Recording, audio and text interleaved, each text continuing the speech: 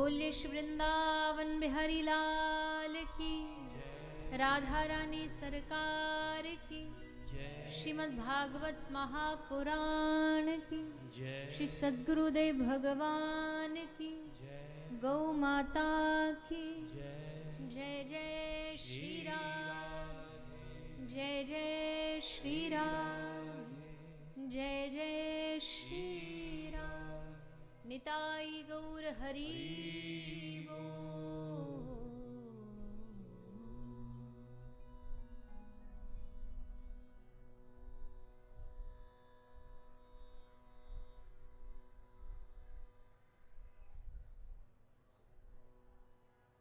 आइए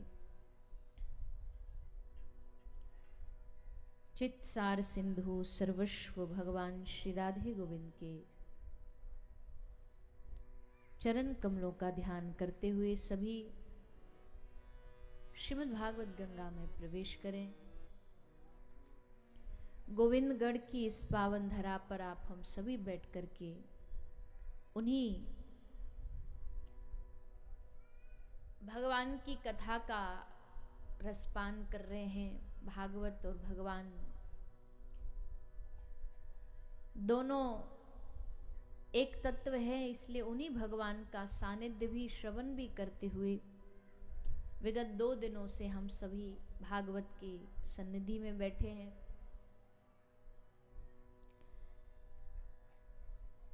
कहा जाता है कि आज भी लोग भगवान की कथा, सत्संग, भागवत इन पर प्रश्न करते हैं, उंगली उठाते हैं कि इनकी जीवन में क्या आवश्यकता है, क्या जरूरत है। तो कहा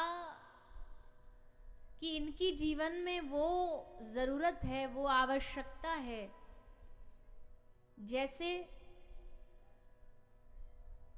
आप कोई गरम चाय, गरम दूध पी रहे हो, ग्लास कप में चाय बहुत गर्म है, पात्र को पकड़ना मुश्किल हो रहा है, कप को पकड़ना मुश्किल है, इसलिए उसमें एक साथ में पकड़ने के लिए हैंडल लगा दिया। उस हैंडल से क्या लाभ हुआ? ले चाय उतनी ही गर्म रही, लेकिन हमारे पास हमें एक समाधान मिल गया, एक हैंडल मिल गया जिसको हम पकड़ सकते हैं, और वो गरम चाय भी हमारे हाथ को जला नहीं पाएगी।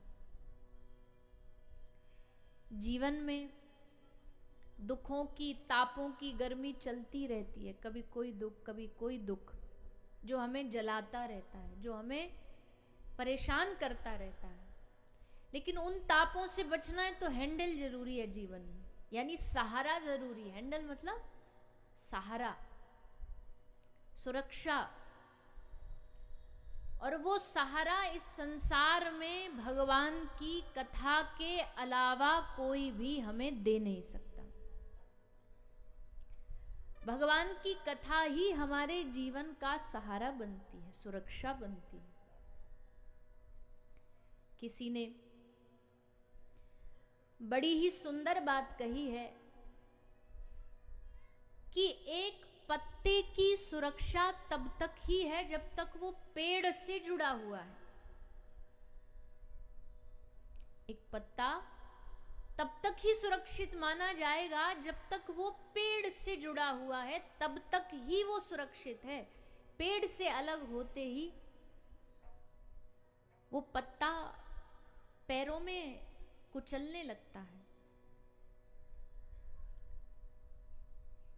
जैसे एक पत्ता सुरक्षित है जब तक पेड़ से, वृक्ष से जुड़ा है, वैसे एक पत्थर तब तक सुरक्षित है जब तक वो पर्वत से जुड़ा है। पर्वत से अलग होते ही उस पत्थर को कहीं ना कहीं पैरों में, सीढ़ियों में लगा दिया जाता है। तो यहां कहते हैं कि भैया एक पत्थर तब तक सुरक्षित है जब तक पहाड़ से जुड़ा है, एक पत्ता तब तक सुरक्षित है जब तक पेड़ से जुड़ा है, वैसे ही एक मनुष्य तब तक सुरक्षित है जब तक वो सत्संग से जुड़ा हुआ है।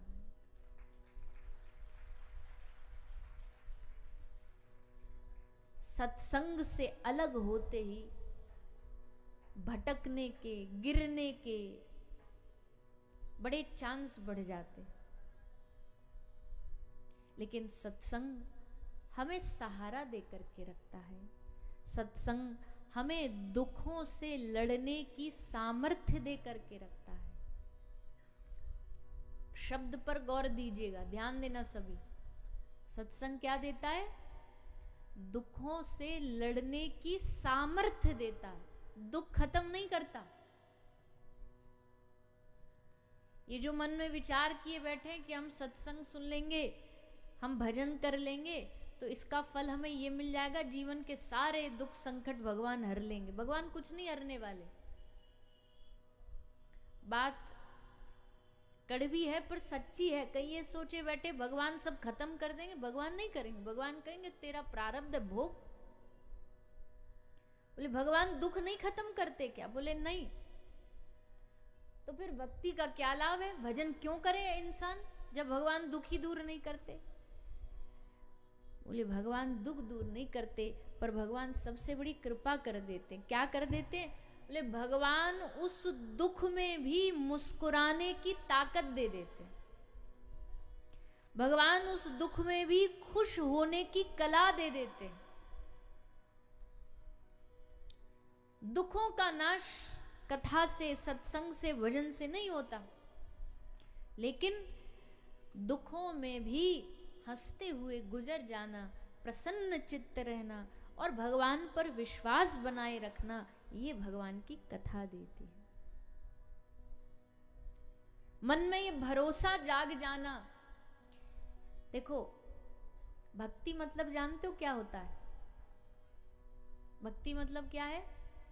वैसे तो बहुत सारे इसके व्याख्यान हो सकते हैं, शास्त्रों ने बहुत बताए, पर सरल भाषा में एक ही शब्द में बताना हो जी तो बोले भक्ति का मतलब होता भरोसा। भगवान पे भरोसा, उनकी बातों पे भरोसा, उन पे इतना भरोसा कि जब मैं चालूं एक पग, जब मैं चलूंगा तो मुझे पता है कि मैं एक पग चलूंगा, वो 10 कदम चल के आएगा।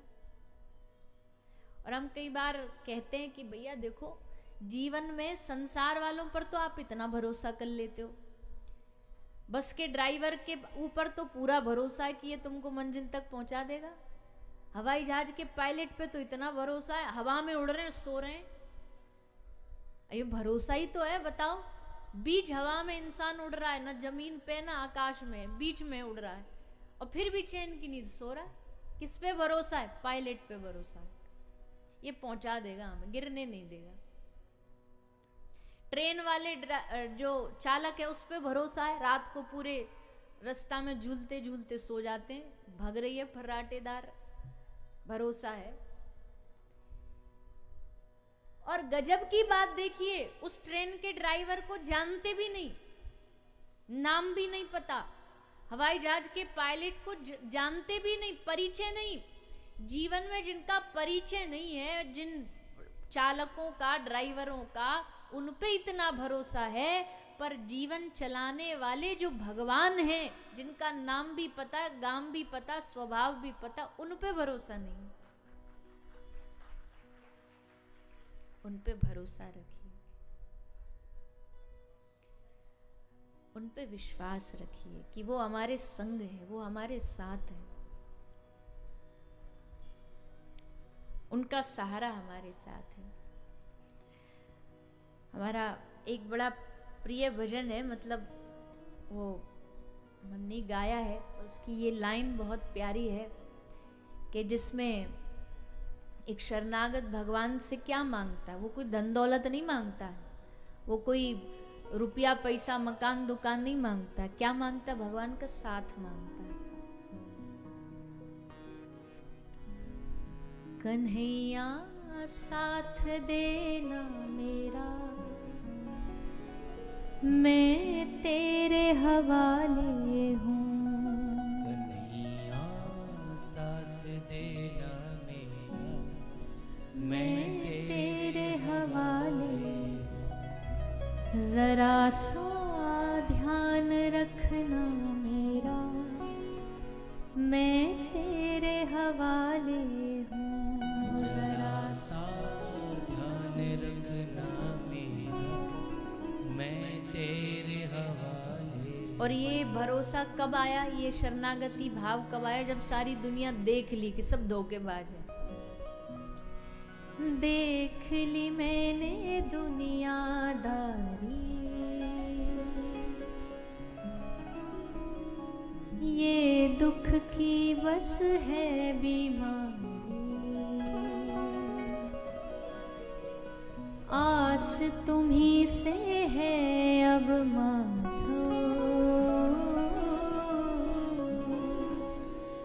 छोड़ शरण में आई तिहारी। तूने लाखों को है तारा, मुझे तेरा ही सहारा। तूने लाखों को है तारा, मुझे तेरा ही सहारा। तूने लाखों को है तारा, मुझे तेरा ही सहारा। तूने लाखों को है तारा, मुझे तेरा ही सहारा। मुझे तेरा ही सहारा। कन्हैया साथ देना मेरा, मैं तेरे हवाले हूँ। कन्हैया साथ देना मेरा, मैं तेरे हवाले। जरा सा ध्यान रखना मेरा, मैं तेरे हवाले हूँ। जरा सा ध्यान रखना मेरा, मैं तेरे। भक्ति का एक ही अर्थ होता है, उनका सहारा संग रखना। जीवन में कितनी भी बुरी परिस्थिति आ जाए, कितना भी दुख तकलीफें आ जाए, पर इतना याद रखना कि वो है ना मेरे साथ। लगा देंगे पार, कर लेंगे पार, पर उनका साथ नहीं छोड़ेंगे। जब दुख संकट की घड़ी आती है तो दो चीजें हैं, या तो आदमी बिखर जाता है या आदमी निखर जाता है। बिखर जाएगा, बिखर के क्या होगा? भगवान से भरोसा उठ गया। अरे भगवान भगवान कुछ नहीं होता, हमने तो इतना भरोसा किया था इन पे, ने तो हमारा ये गड़बड़ कर दिया। छोड़ो इनको, ले जाके गोपाल जी जमुना जी में गंगा जी में बहाया है, विसर्जन कराए। टूट गया, भगवान से अलग हो गया। पर एक यह कि दुख संकट की घड़ी आई तो भरोसा और मजबूत हो गया कि तुम नहीं संभालोगे तो कौन संभालेगा, तुम बाह नहीं पकड़ोगे तो कौन पकड़ेगा। और ऐसी मजबूती जिनके हृदय में आती है ना, वही भक्त बनते हैं। उन्हीं की भक्ति सार्थक होती है, श्रेष्ठ होती है। तो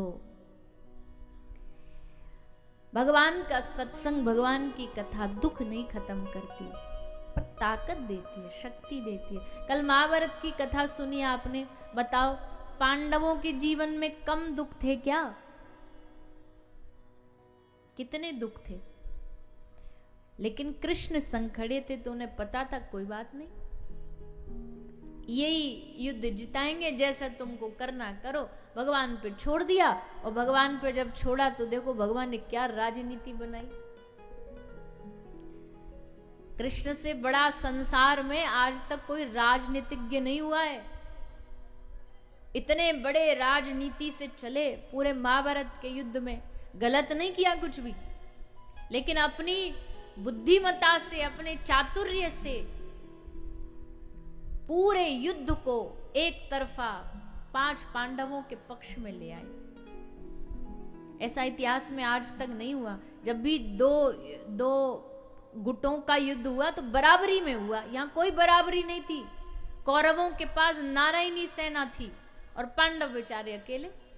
पर कृष्ण ने कहा मैं हूं तुम्हारे खेमे में और मैं अकेला ही सब पे भारी हूं, मैं अकेला ही काफी, मुझे किसी सेना की और फौज की जरूरत नहीं है। कृष्ण जहां खड़े हो जाएं लाइन वहीं से, बोलिए ना, बोल दो ना प्यारे प्यारे मुखड़े से, कृष्ण जहां खड़े हो जाएं भैया लाइन क्या, दुनिया ही वहीं से चालू होती है, सब कुछ ही वहीं से शुरू होता है। अब जब ये खड़े ही हो गए पांडवों के पक्ष में तो मजाल है किसी के हरा दे, आंख उठा दे, खड़े हैं। अभिमन्यु को मार दिया गया सबने मिल करके। श्री कृष्ण ने, अर्जुन ने कहा अब मैं मेरे पुत्र को मारा, और वो भी उसका मूल कारण जयद्रथ था।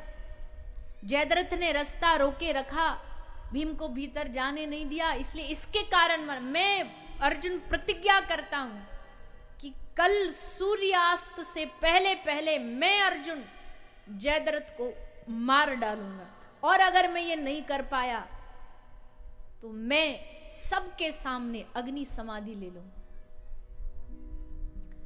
अब बस इतना सा ही तो करना था, सूर्यास्त से पहले पहले जयद्रथ को बचा के रखना था। दुर्योधन ने ऐसी योजना बनाई, सारी जितनी भी सेना, जितनी भी सिक्योरिटी सब जयद्रथ की सुरक्षा में लगा दी। बोले पहुंच न जाए बस अर्जुन, कुछ भी हो जाए भाई, इतना सा शाम तक रोक लो उसे। सारी सेना लग गई। अर्जुन आए, अर्जुन ने युद्ध चालू किया सुबह से, और युद्ध करते करते करते सबको हराते आगे बढ़ रहे हैं, कोशिश कर रहे हैं, पर इतनी भारी सुरक्षा के अर्जुन भी पार नहीं कर पा रहे। देखा सुबह से मध्याह्न, मध्याह्न से संध्या, संध्या से सूर्यास्त होने का समय आ गया, और अभी तक तो अर्जुन कहीं पहुंच ही नहीं पाए। अर्जुन समझ गए कि आज तो हम गए, और जब गए तो कुछ करना नहीं, बस ऐसे कृष्ण की ओर देखा। ठाकुर जी बोले, और जैसे भगवान ने कमान संभाली, भगवान ने नजर ऊपर ऐसे दृष्टि करी, दृष्टि ऊपर जैसे श्री प्रभु की गई तो सूर्यास्त हो गया, सूर्य अस्त हो गया। और जैसे सूर्य अस्त हुआ, अब तो महाराज कौरवों में आनंद की लहर दौड़ाई। दुर्योधन नाच उठा, बोले आनंद आ गया, मजा आ गया, कुछ करना भी नहीं पड़ा, और अब देखो खुद मरेगा, ये खुद अग्नि समाधि लेगा। और जयद्रथ खुश, दुर्योधन खुश, और जैसे बिल में से चूहा निकल आता ना, वैसे जहां छुपा था वहां से दुर्योधन उसे पकड़ करके बाहर ले आया जयद्रथ को। बोले आज अब हो गया काम, अब तो ये इसकी समाधि देखेंगे, अग्नि समाधि देखेंगे। दोनों आगे बाहर, सामने आके खड़ा हो गया जयद्रथ। दुर्योधन ने कहा लो अब चलो, लगाओ भैया आग वाग लगाओ, कुछ इसकी तैयारी करो, बाण चलाओ, अग्नि प्रज्वलित करो। अर्जुन ने कहा ठीक है, हमने प्रतिज्ञा करी, हम करेंगे। और अर्जुन अग्नि समाधि लेने को तैयार हुए ही कि तभी श्री कृष्ण ने कहा रुक जा, तसल्ली रख, हम है ना, हम खड़े हैं ना। और भगवान ने दृष्टि करी फिर से आसमान की ओर, आकाश की ओर, और जैसे दृष्टि करी तो भैया सूर्यास्त तो हुआ नहीं था। भगवान ने बादलों को कह दिया था थोड़ी देर ढक दो सूरज को। जैसे दृष्टि करी, कहा हटो, बादलों को हटाए, और जैसे बादल हटे फिर से सूर्योदय हो गया, दिख गया, अस्त हुआ ही नहीं था। तो फिर से सूर्य दिखा, और जैसे दिखा भगवान श्री कृष्ण ने जोर से कहा अर्जुन ये रहा सूर्य, ये रहा तेरा धनुष बाण, और ये रहा जयद्रथ। तुरंत अर्जुन ने बाण निकाला और जयद्रथ का सर धड़ से अलग कर दिया। अब बताओ, जो अपने भक्त के लिए इतनी सारे प्लानिंग करने को तैयार हो, उसको कौन हरा सकता है दुनिया में। इसलिए ये सब लीला हमें बता रही हैं, हमें समझा रही हैं कि भगवान पे भरोसा रख के देखो, भगवान पर भक्ति में विश्वास रखो। तो ऐसी ही सुंदर चर्चा कर रहे हैं श्री सूत जी महाराज। 88,000 ऋषियों को सुना रहे हैं, महाभारत की चर्चा सुनाई, परीक्षित राजा की कथा बताई, कैसे एक राजा संत के गले में मरे हुए सर्प को डाल देता है। भैया ध्यान रखना एक चीज, जीवन में कभी गलती से भी किसी संत का अपराध नहीं करना। भगवान का अपराध कर लोगे तो वो चल जाएगा, भगवान तो सहज हैं, कृपालु हैं, समझ जाएंगे भैया पागल है, मंद बुद्धि है, हो गया गलती। पर अगर किसी संत का अपराध कर दोगे, किसी महापुरुष का अपराध कर दोगे, तो भगवान माफ नहीं करेंगे। अच्छा, भगवान का अपराध हो गया तो संत मना लेते हैं, संत भगवान को मना लेंगे, पर अगर संतों का अपमान हो गया तो फिर भगवान नहीं। हरि रूठे गुरु ठौर है, गुरु रूठे नहीं ठौर। हरि रूठ जाएंगे तो गुरु अपना लेंगे, कोई बात नहीं बेटा तू इधर आ जा, हम बनाते हैं, पर गुरु रूठे नहीं ठौर। इसलिए संतों के अपराध से सबको बचना चाहिए, गलती से भी संतों। अच्छा, संत अपराध का मतलब केवल यही नहीं होता कि आपने किसी संत को गाली दे दी या धक्का मार दिया, यही अपराध नहीं है। उनके प्रति मन में गलत भाव लाना भी अपराध है, उनके लिए गलत बोल देना भी अपराध है, संतों के लिए गलत शब्द का उपयोग कर देना भी अपराध है, जो आजकल सब लोग करते ही हैं। कैसे करते हैं? बोला अरे ये आजकल तो साधु बाबा सब ढोंगी हैं, ये जो ढोंगी शब्द बोलने वाले ना ये संतों के घोर अपराधी हैं। तुम्हारी बुद्धि ने अगर अच्छे संत न देख पाई हो तुम्हारी बुद्धि, तो इसका मतलब ये थोड़ी है कि सब संत महापुरुष सब गुरु ऐसे होते हैं। तुमको नहीं मिले वो अलग बात है, तुम ना देख पाए वो अलग बात है, पर महापुरुष तो भैया महापुरुष होते हैं। परीक्षित राजा संत सेवी तो थे ही, पर क्या करें, सर पे कलयुग बैठा था तो संत का अपराध कर दिया, और फिर राजा को शाप लगा 7वें दिन मृत्यु का। गए गंगा जी के तट पर, कहते हैं जब कोई समस्या का समाधान कहीं नहीं मिल रहा हो तो संतों के समूह में चले जाओ, संत समाधान देते हैं। इसलिए राजा परीक्षित आए, आकर के संतों के समूह में बैठे, सबसे प्रश्न किया, अतः पृच्छामि संसिद्धिम योग नाम परमम गुरुम पुरुषस्य यत् कार्यं म्रियमाणस्य सर्वथा। हे प्रभु, हे गुरुवर, हमें बताइए कि मृत्यु के समय व्यक्ति को क्या करना चाहिए, कैसे अपना कल्याण करे। कोई भी व्यक्ति, अपनी बात नहीं कर रहे राजा परीक्षित, कोई भी। तभी सुखदेव जी आए, और सुखदेव जी राजा परीक्षित के प्रश्न को सुन के बड़े प्रसन्न हुए। हाँ, क्या बढ़िया प्रश्न किया है। कभी कभी संत महापुरुष भी ना अच्छा प्रश्न सुनने को तरसते हैं। कोई अच्छा प्रश्न करे तो हमारे भीतर से भी कुछ बढ़िया निकले। इसलिए संतों के पास जाएं तो कोई क्या पूछता है संत से, कोई पूछता है कि धनमाल कितना है। कोई संतों से क्या प्रश्न करेगा, महाराज जी हमारे जीवन में पैसा कितना आएगा, कब आएगा, ये बताइए। कोई पूछता है धनमाल कितना है, कोई पूछता है कि परिवार कितना है, कोई पूछता है व्यापार कितना है, पर भाग्यशाली है वो जो पूछता है कि मेरा भगवान से प्यार कितना है। वो बताइए महाराज, हमको तो भगवान से प्यार से मतलब है, वो कैसे बढ़ेगा उसका कोई तरीका बताइए। ये तो पूछते नहीं, इधर उधर के झंझटों में लगे रहते हैं। हम आपको बता नहीं सकते कि लोग हम तो साधु महात्मा भी नहीं है, हम तो छोटे मोटे कथा गाने वाले लोग हैं। हमारे पास ऐसे आढ़े टेढ़े प्रश्न लेकर के आते हैं लोग कि हमारी खोपड़ी घूम जाती है कि बताओ ये हमसे ऐसा पूछ रहे हैं। इनको ये नहीं पता कि हम कौन हैं, हम कथा गाने वाले, हमारा इन सब चीजों से क्या लेना देना। उलट सुलट कुछ भी जो मन में आ जाए वही पूछ लेते हैं। आधे से ज्यादा 20-25 तो हमारे पास कम से कम शादियों के बायोडाटा रखे होंगे। छोरी का ब्याह नहीं हो रहा, छोरा मिल जाए, लो हमारा ये बेटे का रिज्यूमे बायोडाटा है। आप तो घूमते रहते हो सबरी दुनिया में, तो कोई बढ़िया सा छोरा मिले, छोरी मिले तो हमारे बच्चों के लिए बता देना। अब बताओ कथा करने जाएं कि इनके लिए बहू बेटा ढूंढने जाएं? इसलिए जा रहे हैं हम सब रे दुनिया में, इसलिए घूम रहे हैं तुम्हारे लिए छोरा छोरी ढूंढ के लाएं। ऐसे ऐसे लोग।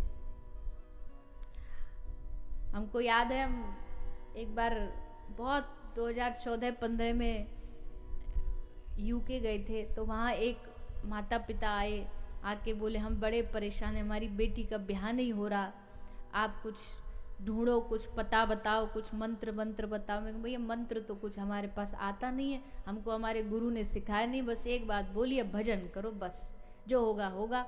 पर हाँ कोई ऐसे नज़र में कोई आ गया कि भाई है, तो आप या तो एक काम करो, अपनी बेटी को ले आओ और उसका लिखा पढ़ी कुछ हो तो भेज दो। बोले हाँ कल कथा में लेके आएंगे। और कल कथा में लेके आए बेटी को। अब बेटी हमने देखी, बेटी थी 50 साल की। 50 साल की बेटी के लिए बताओ छोरा ढूंढ रहा, कहाँ से ढूंढे? ऐसे ऐसे विचित्र लोग होते हैं। तो भैया क्या बताएं, संतों के पास जाकर के कभी रोग मुक्ति के बारे में भी नहीं पूछना, ऐसा हमारा मानना है। भैया देखो कोई बोले कुछ भी अलग बात है, पर इतना कह सकते हो अगर शारीरिक रोग है कि महाराज कृपा करो ने थोड़ा शरीर ठीक हो जाए ताकि भजन पूजन बन पाए। पर कोई एक स्पेसिफिक, एक कोई विशेष इसको ठीक करने का मंत्र दे दो, दर्द को ठीक करने का, जोड़ों का दर्द ठीक हो जाए, गले का दर्द ठीक हो जाए, इसके लिए कोई मंत्र भागवत जी में निकाल के दे दो। भागवत जी व्यास जी ने इसलिए लिखी थी कि तुम्हारे घुटनों का दर्द ठीक हो जाए। भागवत जी इसलिए थोड़ी लिखी गई थी कि तुम्हारी खांसी जुकाम ठीक करती भागवत जी के मंत्र घूमे। पर हम स्वार्थी लोग हैं, हमें हर चीज में बस स्वार्थ चाहिए। भैया देखो संतों के पास जाओ, कल्याण का प्रश्न करो, ऐसा प्रश्न करो कि अगर एक समूह बैठा हो ना तो आपके प्रश्न से पूरे समूह को लाभ हो।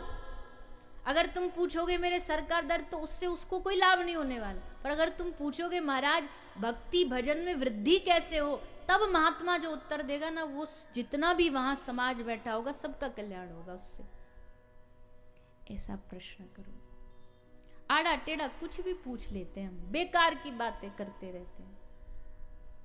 इतना क्यों क्यों करने की आदत हो गई है, पूछो नहीं। एक कहते, एक विनोद में कहते हैं, एक आदमी बोला भैया पानी दे दो। अब पानी दे दो तो सामने बोला क्यों प्यास लगी है? वो बोला ना प्यास नहीं लगी, गला चेक करना कहीं लीकेज तो नहीं है। जब पानी मांगा है तो किस लिए मांगा होगा? ये प्रश्न ही गलत है कि प्यास लगी है। एक कोई मुर्दा व्यक्ति की यात्रा जा रही, शव यात्रा जा रही, तो सब जोर जोर से राम नाम सत्य राम नाम सत्य। तो एक आदमी बोला अच्छा मर गए हैं क्या? दूसरा बोला ना मरे नहीं, इनको गार्डन में घुमाने ले जा रहे हैं। मर गए हैं क्या? अब आदत पड़ गई है हर जगह बीच में कूदने की, धमकने की। तो भैया बड़ी सोच समझना। और चलो दुनिया में तो कुछ भी करते रहो आप, कुछ भी बोलो, कुछ भी पूछो, कोई फर्क नहीं पड़ता। पर संतों के पास तो थोड़ी मर्यादा रखो, अदब रखो। कुछ भी बोल देते हो, कुछ भी प्रश्न, कुछ भी उत्तर, ये सब मामला गड़बड़ हो जाता है। तो राजा परीक्षित जी प्रश्न ऐसा किए कि सुखदेव जी खुश हो गया। हे राजन वरियानेशते प्रश्न कृतो लोक हितम नृप। हे राजन तुमने राज्य में सबके हित का प्रश्न किया है, इसलिए अब ये सत्संग घर में बैठ के होने वाला नहीं है। अब ये सबके सर्वजन हिताय है, तो इसको अब खुलेआम करेंगे। सब साधु, सब महापुरुष आ गए। शुक्रताल की उस धरती पर वृक्ष के नीचे बैठे, गद्दी लगाई गई श्री सुखदेव जी की। सब लोग बैठ करके श्रवण कर रहे हैं। सब ने आकर के खूब प्रणाम किया श्री सुखदेव जी को। देखो मूल है सुखदेव और इस भागवत का फूल है राजा परीक्षित। ऐसी गुरु शिष्य की जोड़ी बड़ी मुश्किल से मिलती है कि ऊपर जो बैठा है वो अपने शरणागत पर, शिष्य पर खूब लाड़ दुलार करे, और जो शिष्य वो अपने गुरु पे पूर्ण विश्वास रखे। हम एक बात कहते हैं, या तो गुरु को छोड़ दो या गुरु पर छोड़ दो। गुरु पर छोड़ने का मतलब है कि उन पर विश्वास रखना। और गुरु का एक लक्षण और है भैया, गुरु कभी तुम्हें बांधेगा नहीं, गुरु बांधता नहीं है, ध्यान रखना। जो बांधेगा वो गुरु नहीं हो सकता। गुरु तो बंधन मुक्त करता है। गुरु अगर तुम्हें बांधे, यहां नहीं जाना, उस दूसरे संत के पास नहीं चले जाना, उस दूसरे भगवान का प्रणाम मत कर देना, तो वो गुरु नहीं है। गुरु बांधता नहीं, गुरु तो आपको पंख दे करके और उड़ना सिखाता है, चलना सिखाता है। गुरु का ये लक्षण है। ये नहीं हमसे बिना पूछे क्यों काम कर लिया, नाराज हो गए, ये गुरु का लक्षण नहीं है। ऐसा गुरु हो ही नहीं सकता। वो पिंजड़े से आजाद करता है, पिंजड़े से आजादी प्रेम है। अच्छा देखो, कई लोग क्या बोलते हैं, हम पक्षियों से बड़ा प्रेम करते हैं, इसलिए हम घर में एक पक्षी तोता रखते हैं। अब वो पक्षी को कैसे रखते हैं, कैसे रखते हैं, बोलो ना जोर से। पिंजड़े में बांध के ताला लगा के रख दिया, इसे प्रेम कहते हैं? क्या लगता आपको, ये प्रेम है? बंधन में बांध के पिंजड़े में कैद कर दिया और हम प्रेम करते, ये प्रेम नहीं है। हमारे और प्रभु के प्रेम में यही फर्क है। इंसान का प्रेम है वो बांधता है, प्रभु का प्रेम है वो आसमान में उस पक्षी को खुला आजाद छोड़ देता है। ये भगवान का प्रेम है। तो गुरु भी वैसा ही, गुरु बांधेगा नहीं, गुरु बंधन मुक्त करेगा, पंख देगा, उड़ने की आजादी देगा, और कहेगा हाँ तू गिरेगा तो संभालने के लिए मैं हूं, खड़ा हूं तेरे साथ। ये गुरु का लक्षण है। और ऐसा गुरु मिल जाए ना भैया, तो पहली नजर में ही समझ आ जाता है कि हाँ ये है मेरे गुरुदेव। हम जिस धरती पे बैठे, राजस्थान की धरती पे, इस पे हमको स्मरण आ रहा है गुरु से एकदम से, नाम भक्तिमती मीराबाई का। मीराबाई गिरधर से कितना प्रेम करती थी। मीराबाई दिन रात गिरधर के लिए रोती थी, और फिर रोते रोते भी जब गिरधर नहीं मिले तो उनकी एक दासी थी, संग में रहती थी। आप सब तो खैर राजस्थान वाले हो, मीराबाई सा की धरती के हो, तो आपको तो सब चरित्र पता ही होगा और होना चाहिए। मीराबाई सा का एक चरित्र बड़ा सुंदर लिखा गया है। उनकी धरोहर, उनकी वंश परंपरा में सौभाग्य कुमारी राणावत, बहुत सुंदर उन्होंने व्याख्यान किया उसमें मीराबाई सा के पूरे चरित्र का। कभी समय नजर आए तो पढ़ना चाहिए। तो उसमें लिखा है कि जब मीराबाई की सहेली नहीं, दासी ही है, सेवायत रहती है, ललिता, उससे मीराबाई ने कहा कि ललिता मैं इतना गिरधर को पुकारती हूँ, इतना रोती हूँ, गिरधर मुझे क्यों नहीं अपना रहे, क्यों स्वीकार नहीं कर रहे। तो उस दासी ने हाथ जोड़ के कहा कि हमको लगता है कि अभी आपके जीवन में किसी गुरु ने आपको नहीं अपनाया, इसलिए गिरधर नहीं अपना रहे।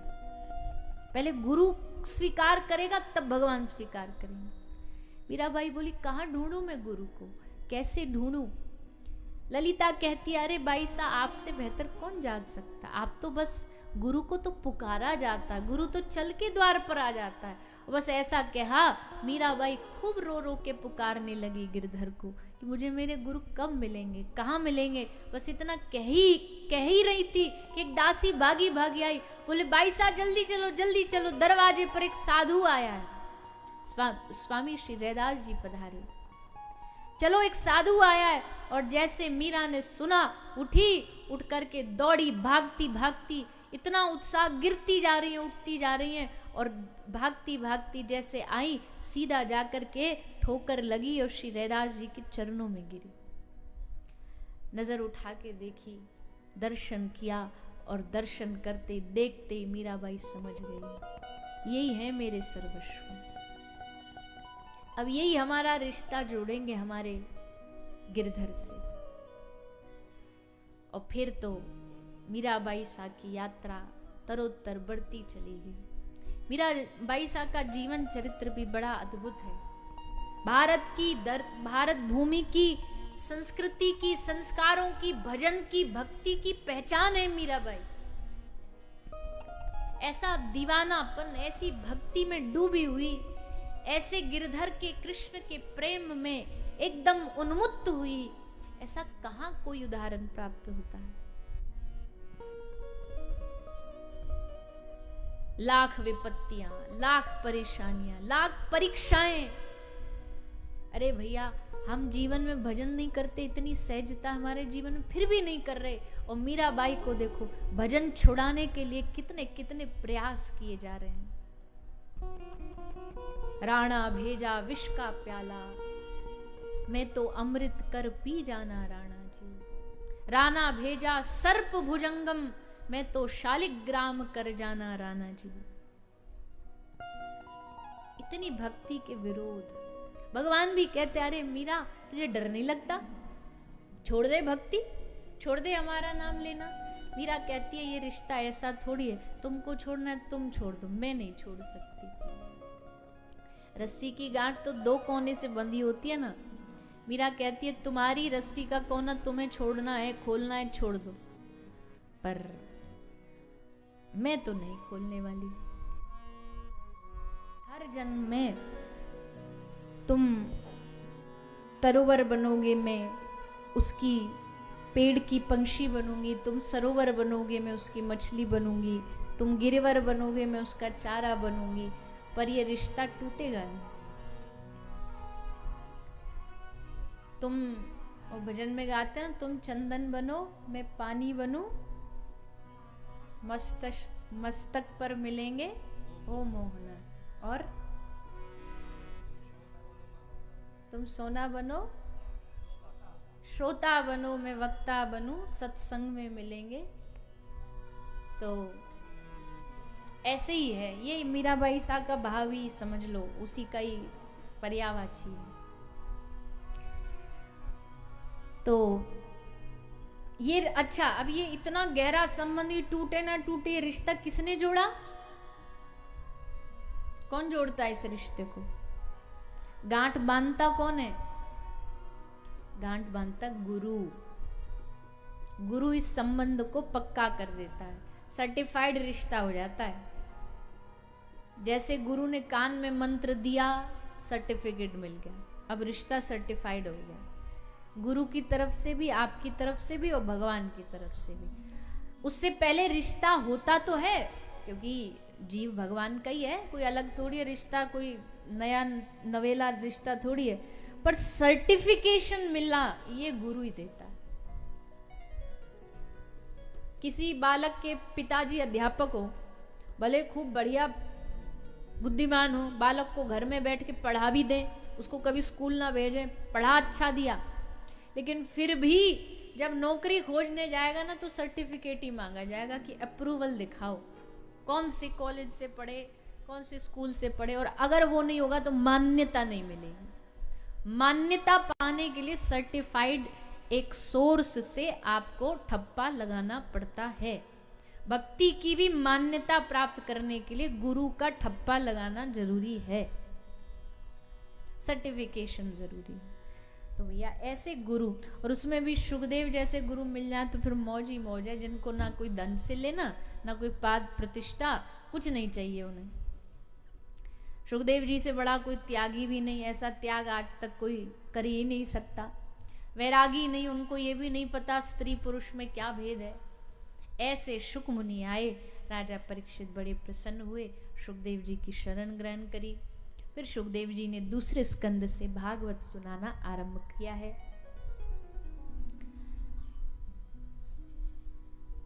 श्री सुखदेव जी वर्णन करते हैं क्रम मुक्ति, सद्यो मुक्ति। सद्यो मुक्ति क्या होती है, क्रम मुक्ति क्या होती है, भागवत जी में उसका वर्णन किया गया है।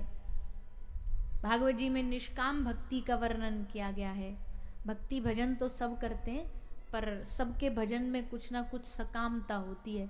2 माला करके उस 2 माला के बदले 2 करोड़ लेना चाहते हैं। हमारे पास खूब आते हैं ऐसे लोग। अभी यहाँ कथा में आने से पहले एक बाबा आए थे हमसे मिलने, बड़े शरीर एकदम धोती फटी सी, कपड़ा ऐसे ही थे, तो हमको आकर के 100 रुपया देने लगे। हमने कहा बाबा ये रहने दो, आप तो बस ऐसे ही आशीर्वाद दे। बोले ना, ब्रजवास ठेठ ब्रज वाले थे। बोले ना छोरी ले ले। बाबा कोई बात नहीं। बोले ना, तो कुछ 100 रुपया दूंगा तो मुंह पे 10 लाख आएंगे। मैं कि बाबा फिर तो दे जाओ, लाओ। तो लोगों की आशा बड़ी रहती है, लिफाफे में जितना देंगे ना, भगवान से आशा यही रहती है, इसलिए दे रहे हैं कि हमने सुना दान देने से धन दुगना होता है। ये सत्संग में सुन लेते हैं कि दान देने से दुगना होता है, तो मन में यही रहता है दें तो इसका डबल आ जाए। पर निष्काम भक्ति में ये नहीं होता। निष्काम भक्ति में ना तो भगवान से कोई लेना देना होता है, ना कोई गुरु से लेना देना होता है। वहां तो बस अपने आनंद के लिए भजन होता है, अपने आनंद के लिए आदमी करता है। फल क्या उसकी चिंता नहीं करता।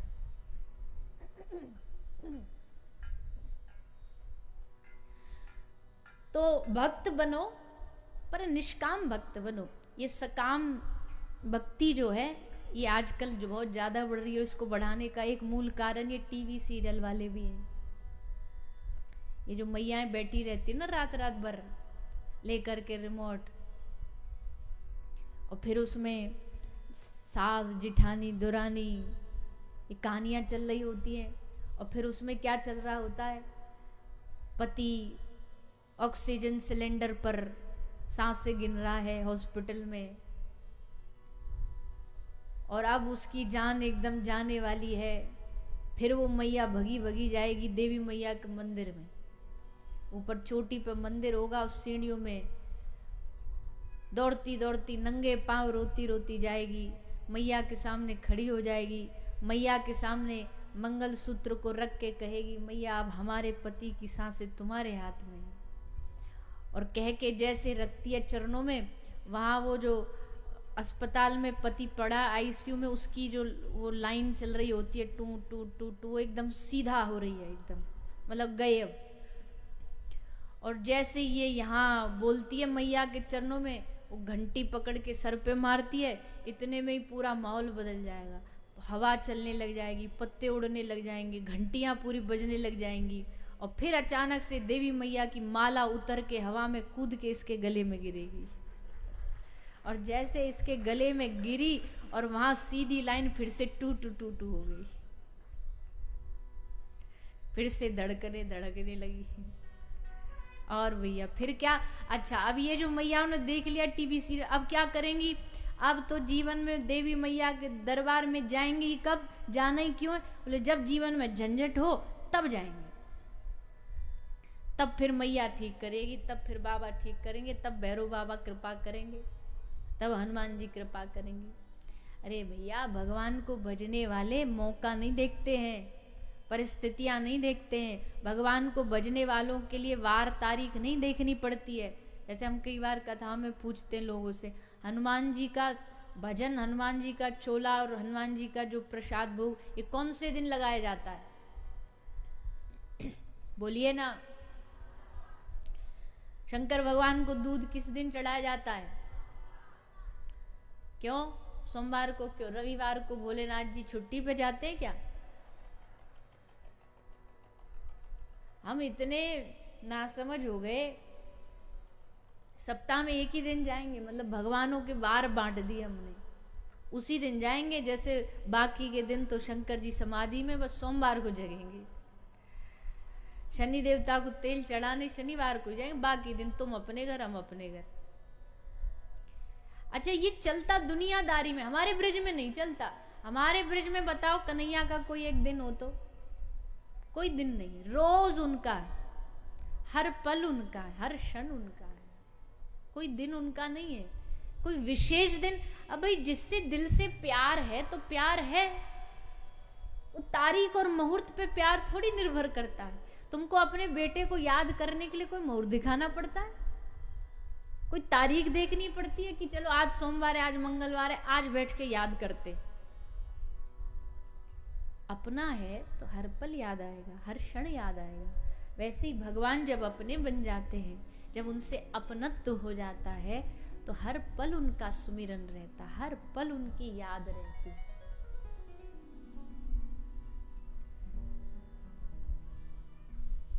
तो ऐसे सुखदेव जी महाराज राजा परीक्षित को कहते हैं कि भक्त बनो पर अकामः सर्व कामो वा मोक्ष काम उदारदी तीव्रेन भक्ति योगेन यजेत पुरुष परम। भक्ति एक माध्यम है भगवान को पाने का, पर उस भक्ति में कोई मिलावट नहीं होनी चाहिए। भक्ति करो, विशुद्ध करो, शुद्ध करो, भगवान को पाने के लिए करो। खूब नाम सुमिरन करो, खूब जाप करो। भक्ति का एक अंग ये भी है कलयुग में, मंत्र जाप मम दृढ़ विश्वासा पंचम भजन सुवेद प्रकाशा। जब भी कोई जाप कर रहे हो, जब भी कोई मंत्र ले रहे हो ना, तो बड़े विश्वास से जपो। काम बनेगा नहीं बनेगा, क्या होगा, 50-50 होगा, ये सब मन में मत लाओ, पर नाम जपो। माला कर रहे हो तो नाम में फिर पूरी निष्ठा हो। और भैया शास्त्र कहते हैं कि अगर तुम्हारी जिह्वा पर कृष्ण नाम बैठा, इसका मतलब स्वयं कृष्ण ही बैठे हैं। भगवान और भगवान के नाम में कोई अंतर थोड़ी होता है। भैया ये ले लेना, कोई भेद नहीं होता। इसलिए हम आपसे निवेदन भी करते हैं सब लोगों से कि कथा सुन करके खूब नाम जपना शुरू करो। जो करते आ रहे हैं उनके लिए तो हमारा प्रणाम है उनको, पर जो अभी नए नए एडमिशन ले रहे हैं, भर्ती हो रहे हैं अभी अभी इस भक्ति की पाठशाला में, उन लोगों को ये समझना चाहिए बिना नाम जाप के, बिना मंत्र में विश्वास के, बिना मंत्र जाप के भगवान नहीं मिलेंगे। और खूब जपो। एक हमारे संत हुए हैं, इतिहास के संत दादू दयाल जी। इन श्री संत दादू दयाल जी ने अपने जीवन में खूब भगवान का नाम लिया। इतना नाम एक दिन में ये लाखों लाखों नाम जप करते थे। लेकिन जब इनका जीवन काल खत्म होने जा रहा था, जाने वाले थे, तो जाते जाते इनकी आंख में आंसू थे। सबने पूछा महाराज आप क्यों रो रहे हो, आपके रोने का क्या कारण है? तो इन्होंने कहा देह हवाले हो रही होश रही मन माई। अब देह जिसकी थी उसके पास वापस जा रही है। देह हवाले हो रही होश रही मन माई, दादू जैसा नाम था वैसा लीना नाई। दादू दयाल जी कह रहे हैं भगवान का जितना प्यारा नाम था मैं उतना ले नहीं पाया। ये कौन कह रहा जो एक दिन में लाखों लाखों नाम जपता, वो कह रहा है कि मैं उतना नाम ले नहीं पाया। सोचो कितना प्रेम होगा उस नाम से।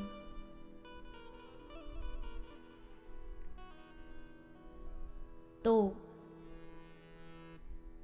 जीवन में बाकी कोई विषय वस्तु हमसे छूटे रह जाए कोई बात नहीं, लेकिन जिसने नाम को पकड़ा उसके सब साधन पूरे हो गए।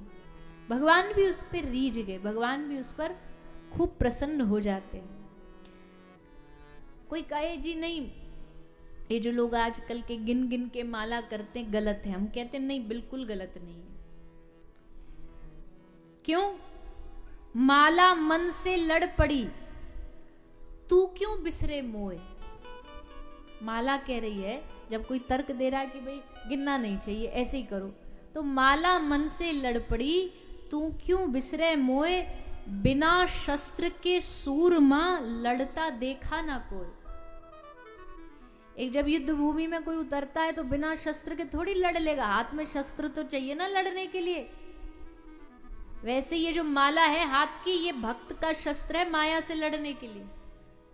गिनती नहीं है ये शस्त्र है। ये पता है कि इतना नाम जब हम माला पे करेंगे तो हम थोड़ा सा संभल पाएंगे, बच पाएंगे। तो उसको कोई गलत अन्यथा नहीं लेना चाहिए, बोले माला गिन के क्यों करते हो।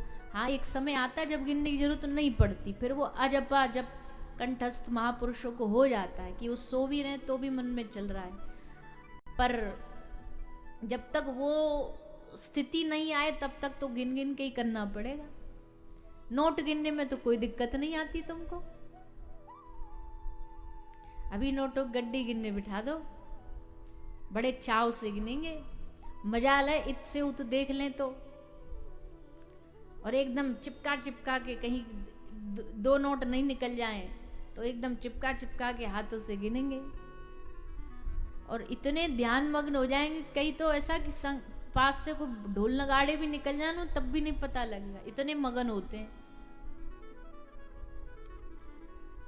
वहां गिनने में नहीं, वहां की कमाई करने में कोई दिक्कत नहीं, तो फिर यहाँ भगवान के नाम में कमाने में, गिनने में, बोलने में, जपने में क्या दिक्कत है। खूब जपो, आरंभ में गिन के ही जपो। आरंभ में मन नहीं लग रहा तो बिना मन लगाए ही जपो। अब कोई बताओ, ये कह दे किसी को तैरना सीखना हो और वो ये बोले कि पहले हम तैरना सीख लेंगे फिर हम पानी में उतरेंगे। हमें पानी से डर लगता है इसलिए हम पहले तैरना सीखेंगे फिर पानी में उतरेंगे। तो आपको हंसी आएगी कि मूर्ख है। पहले पानी में उतरना पड़ेगा फिर तैरना आएगा। तो ठीक वैसे ही पहले मन लगेगा तब भजन करेंगे। ये उल्टा सिस्टम है, पहले भजन करो फिर मन लगेगा। मन लगा करके फिर भजन करेंगे, ऐसा नहीं होता। ये मन इतना आसानी से थोड़ी भजन करने देगा हमें। पहले भजन करो फिर मन लगे ना लगे मन पे छोड़ दो। तुम बस अपना नाम सुमिरन करते रहो, तुम जपते रहो। क्या जपते रहो? आपके राजस्थानी भाषा में एक भजन गाया जाता है, गाओगे सब लोग साथ में? सब लोग गाइए, भाव से साथ में गाइए, सेवा करिए, तालियों की नाचिए, आनंद लीजिए।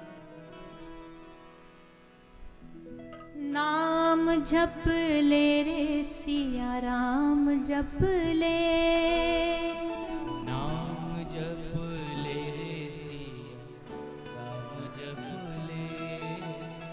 हाँ नाम जप ले रे सिया राम जप ले, राम जप ले रे सिया राम जप ले। आप से सभी दोनों हाथ उठा करके तालियों की सेवा करते रहो। एक बार की श्री बांके बिहारी लाल की।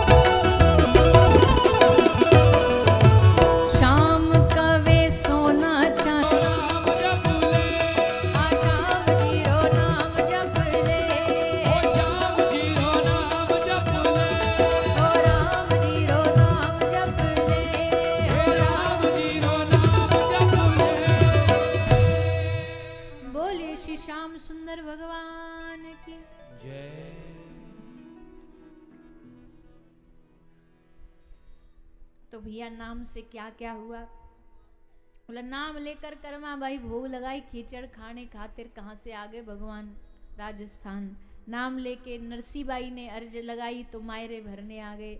और दुनिया के जितने भी काम भगवान ने बनाए हैं उन्हीं भक्तों के बनाए जो उनके नाम के सहारे जीते हैं।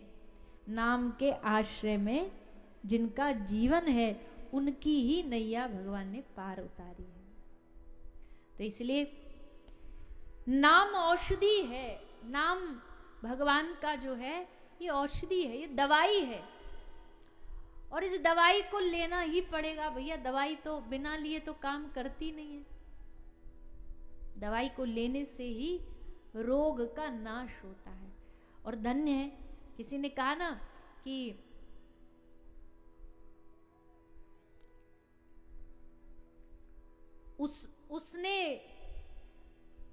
उसने नस देखी और हमें बीमार लिख दिया। इस संसार में सबको बीमारी तो है ही, किसी को किस चीज की, किसी को किस चीज की। तो उसने नस देखा तो हमें बीमार लिख दिया। रोग हमने पूछा तो वृंदावन से प्यार लिख दिया। कल वाली बात वाह वाह, भूल जाते हो आप। उसने नस देखी हमें बीमार लिख दिया, रोग हमने पूछा तो वृंदावन से प्यार लिख दिया। और कर्जदार रहेंगे हम उस वैद्य के उम्र भर जिसने दवाई में हमारे कृष्ण नाम लिख दिया।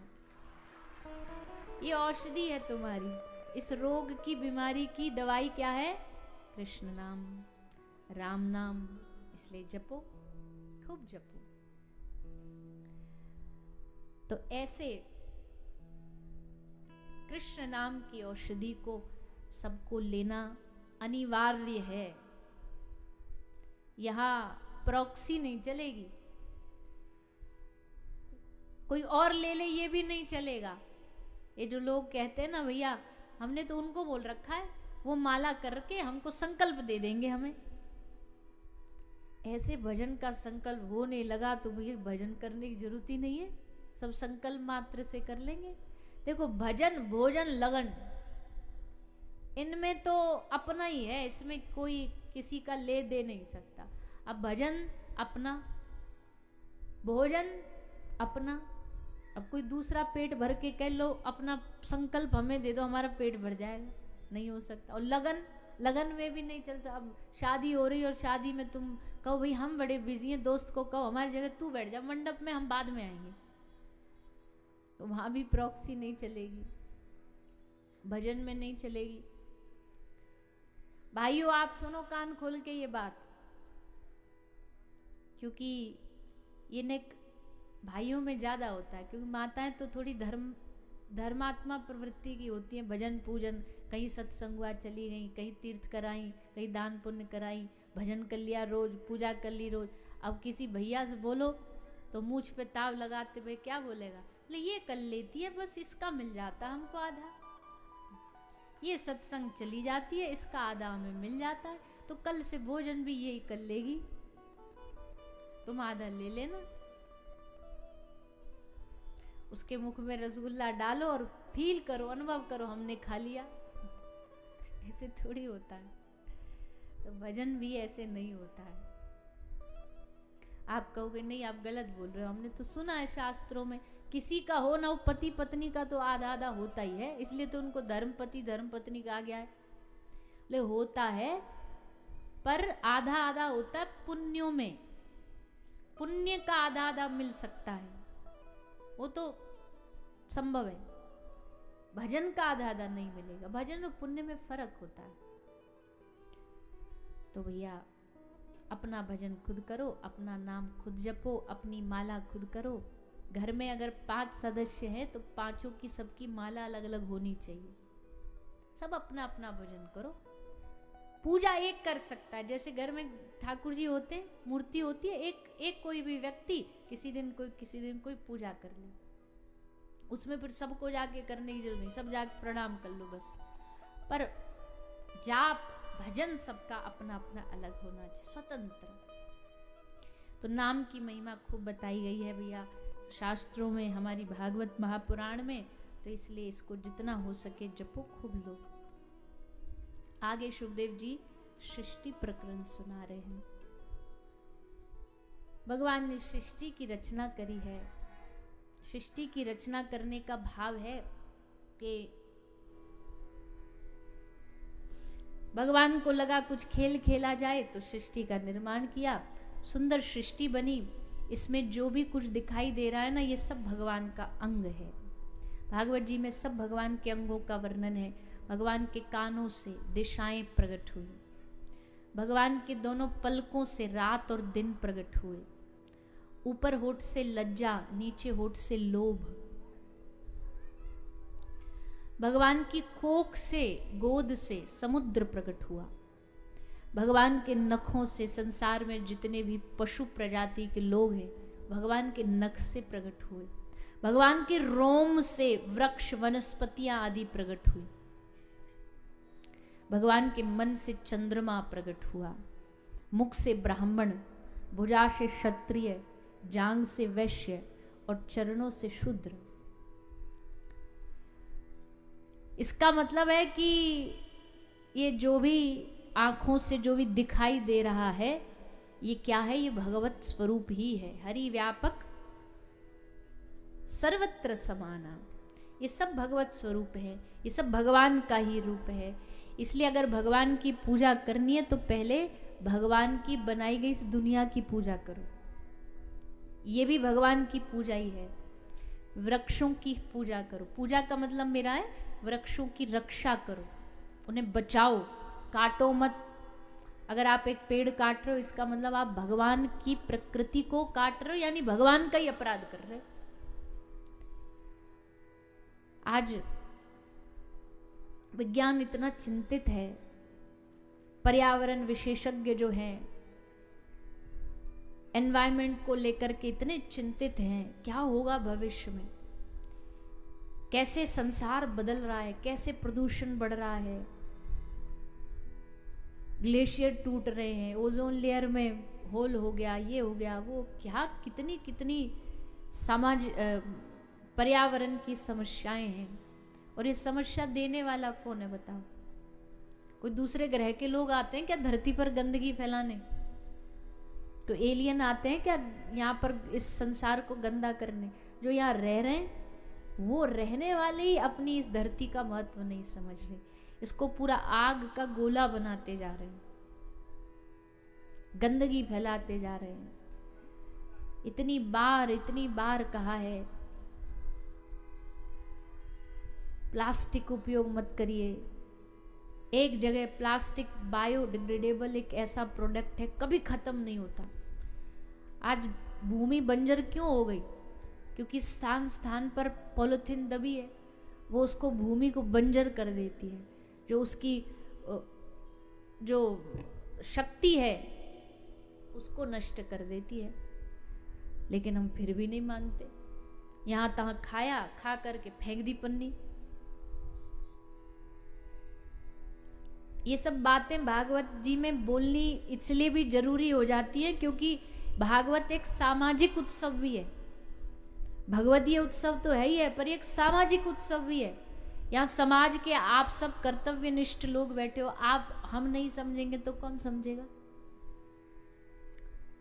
इस पंडाल से बाहर कोई क्या कर रहा है हमें उससे फर्क नहीं पड़ता, इस पंडाल में बैठने वाले क्या कर रहे हैं उससे पड़ता है। तो आज पर्यावरण को इतना दूषित कर दिया हमने, इतना मैला गंदा कर दिया। अपनी नदियों की हालत देखो क्या बना दी हमने। वैसे हम उनको पूजते, वैसे हम कहते गंगा हमारी माता है, यमुना हमारी मैया है, और उन्हीं मैयाओं को, उन्हीं माताओं को इतना जा करके गंदगी फैलाते हैं। तो भैया समझिए इन बातों को। अभी तो समझने का समय है, क्योंकि फिर समय नहीं रहेगा तो फिर क्या करेंगे, कैसे करेंगे? तो इसलिए हम कहते हैं, आप सबसे निवेदन करते हैं, अपने बच्चों के जन्मदिन पर सब लोग संकल्प लीजिए, जितने साल का आपका बच्चा हो गया उतने पेड़ लगाइए, उतने वृक्ष पौधे लगाइए। बच्चे को भी पता होना चाहिए कि इतनी जगह इस स्थान पर हमारे जन्मदिन पर वृक्ष लगे हुए। जैसे जैसे वर्ष बढ़ते जाए वृक्षों की संख्या बढ़ाते जाइए। केवल गए और जा कर के खा पी आए, पैसा लुटाया है। हम मना नहीं कर रहे, वो भी एक जीवन का अंग है, तो करो, खूब आनंद लो, कोई मना नहीं है। पर उसके संग संग कुछ अच्छा भी करो। उसके संग संग मान लीजिए किसी के बेटे की शादी है, अब बुरा नहीं मानिए, पर ये जो जितने भी आते हैं ना घराती बराती खाने वाले, ये नहीं तुमको कहीं कोई अवार्ड दे के जाने वाले कि हाँ तुमने बड़ा अच्छा इंतजाम किया था। उल्टा जाते जाते बोल ही जाएंगे हाँ ठीक था, रायते में नमक कम था। इनको नहीं मना सकते आप, अब खत्म भी नहीं कर सकते। ये भी अब आएंगे तो खान पान कोई ना दे, ऐसा भी नहीं हो सकता, पर उनके लिए व्यवस्था कर रहे। उसके साथ साथ क्या व्यवस्था करो, शादी में एक भोजन, एक भोज उत्सव किसी गौशाला में जाकर के गायों के लिए कराओ। कोई आसपास अनाथ आश्रम है, वृद्धाश्रम है, वहां जाकर के भोजन पवाया, तो वो आपका असली पार्टी तो वो होगी। ये तो दिखावे वाली सामाजिक वाली है, असली वो होगी। हम कहते हैं कि जिनको आप खिला रहे हो वो तो खुद पेट भरे हुए हैं, खिलाओ उनको जिनका पेट खाली है, जो भूखे हैं। गाय भूखी है उसे खिलाओ, वो पन्नी खा रही है, पॉलिथीन खा रही है भूख में, उसे खिलाओ। वो लोहा खा रही है भूख में, वो कांच खा रही है, वो सिक्के खा रही है, उसको चारा खिलाओ, उसको रोटी खिलाओ, उसको दलिया खिलाओ, उसको पानी पिलाओ। तब आपको सच्ची आशीर्वाद प्राप्त होगा, सेवा प्राप्त होगी। हमने कल भी कहा था, आज भी कह रहे हैं कि देखो, जब तक हम सब लोग मिलकर के इस बात को नहीं ठानते, नहीं मानते कि नहीं हमें सेवा करनी चाहिए, हमारा ये कर्तव्य है, हमारी ये जिम्मेदारी है। पहले तो इस बात को समझो कि हमारी जिम्मेदारी है। हमारी जिम्मेदारी हमने वो घर तक सीमित रख रखी है। बच्चों को अच्छा पढ़ा दो, घर बार बना लो, गाड़ी बंगला खरीद लो, ये हमारी जिम्मेदारी है। पर नहीं, इससे बाहर निकलो, इसके साथ साथ भी जिम्मेदारी है। समाज की जिम्मेदारी है, समाज को अच्छा रखने की जिम्मेदारी है, गौ माता की रक्षा की जिम्मेदारी है, संस्कृति को बचाने की जिम्मेदारी है, धर्म की जिम्मेदारी, कितनी जिम्मेदारियां हैं, उनको तो भूल जाते हैं।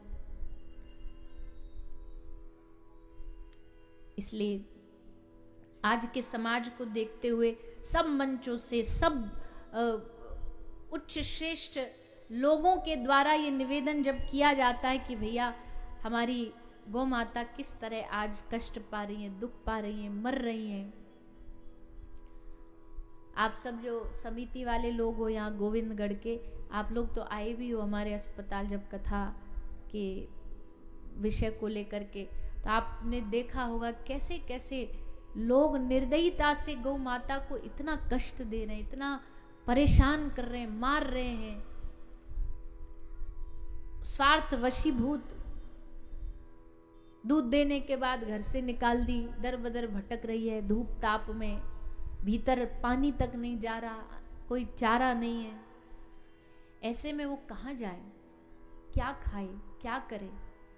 तो ये जिम्मेदारी हम सबको ही निभानी पड़ेगी। अपने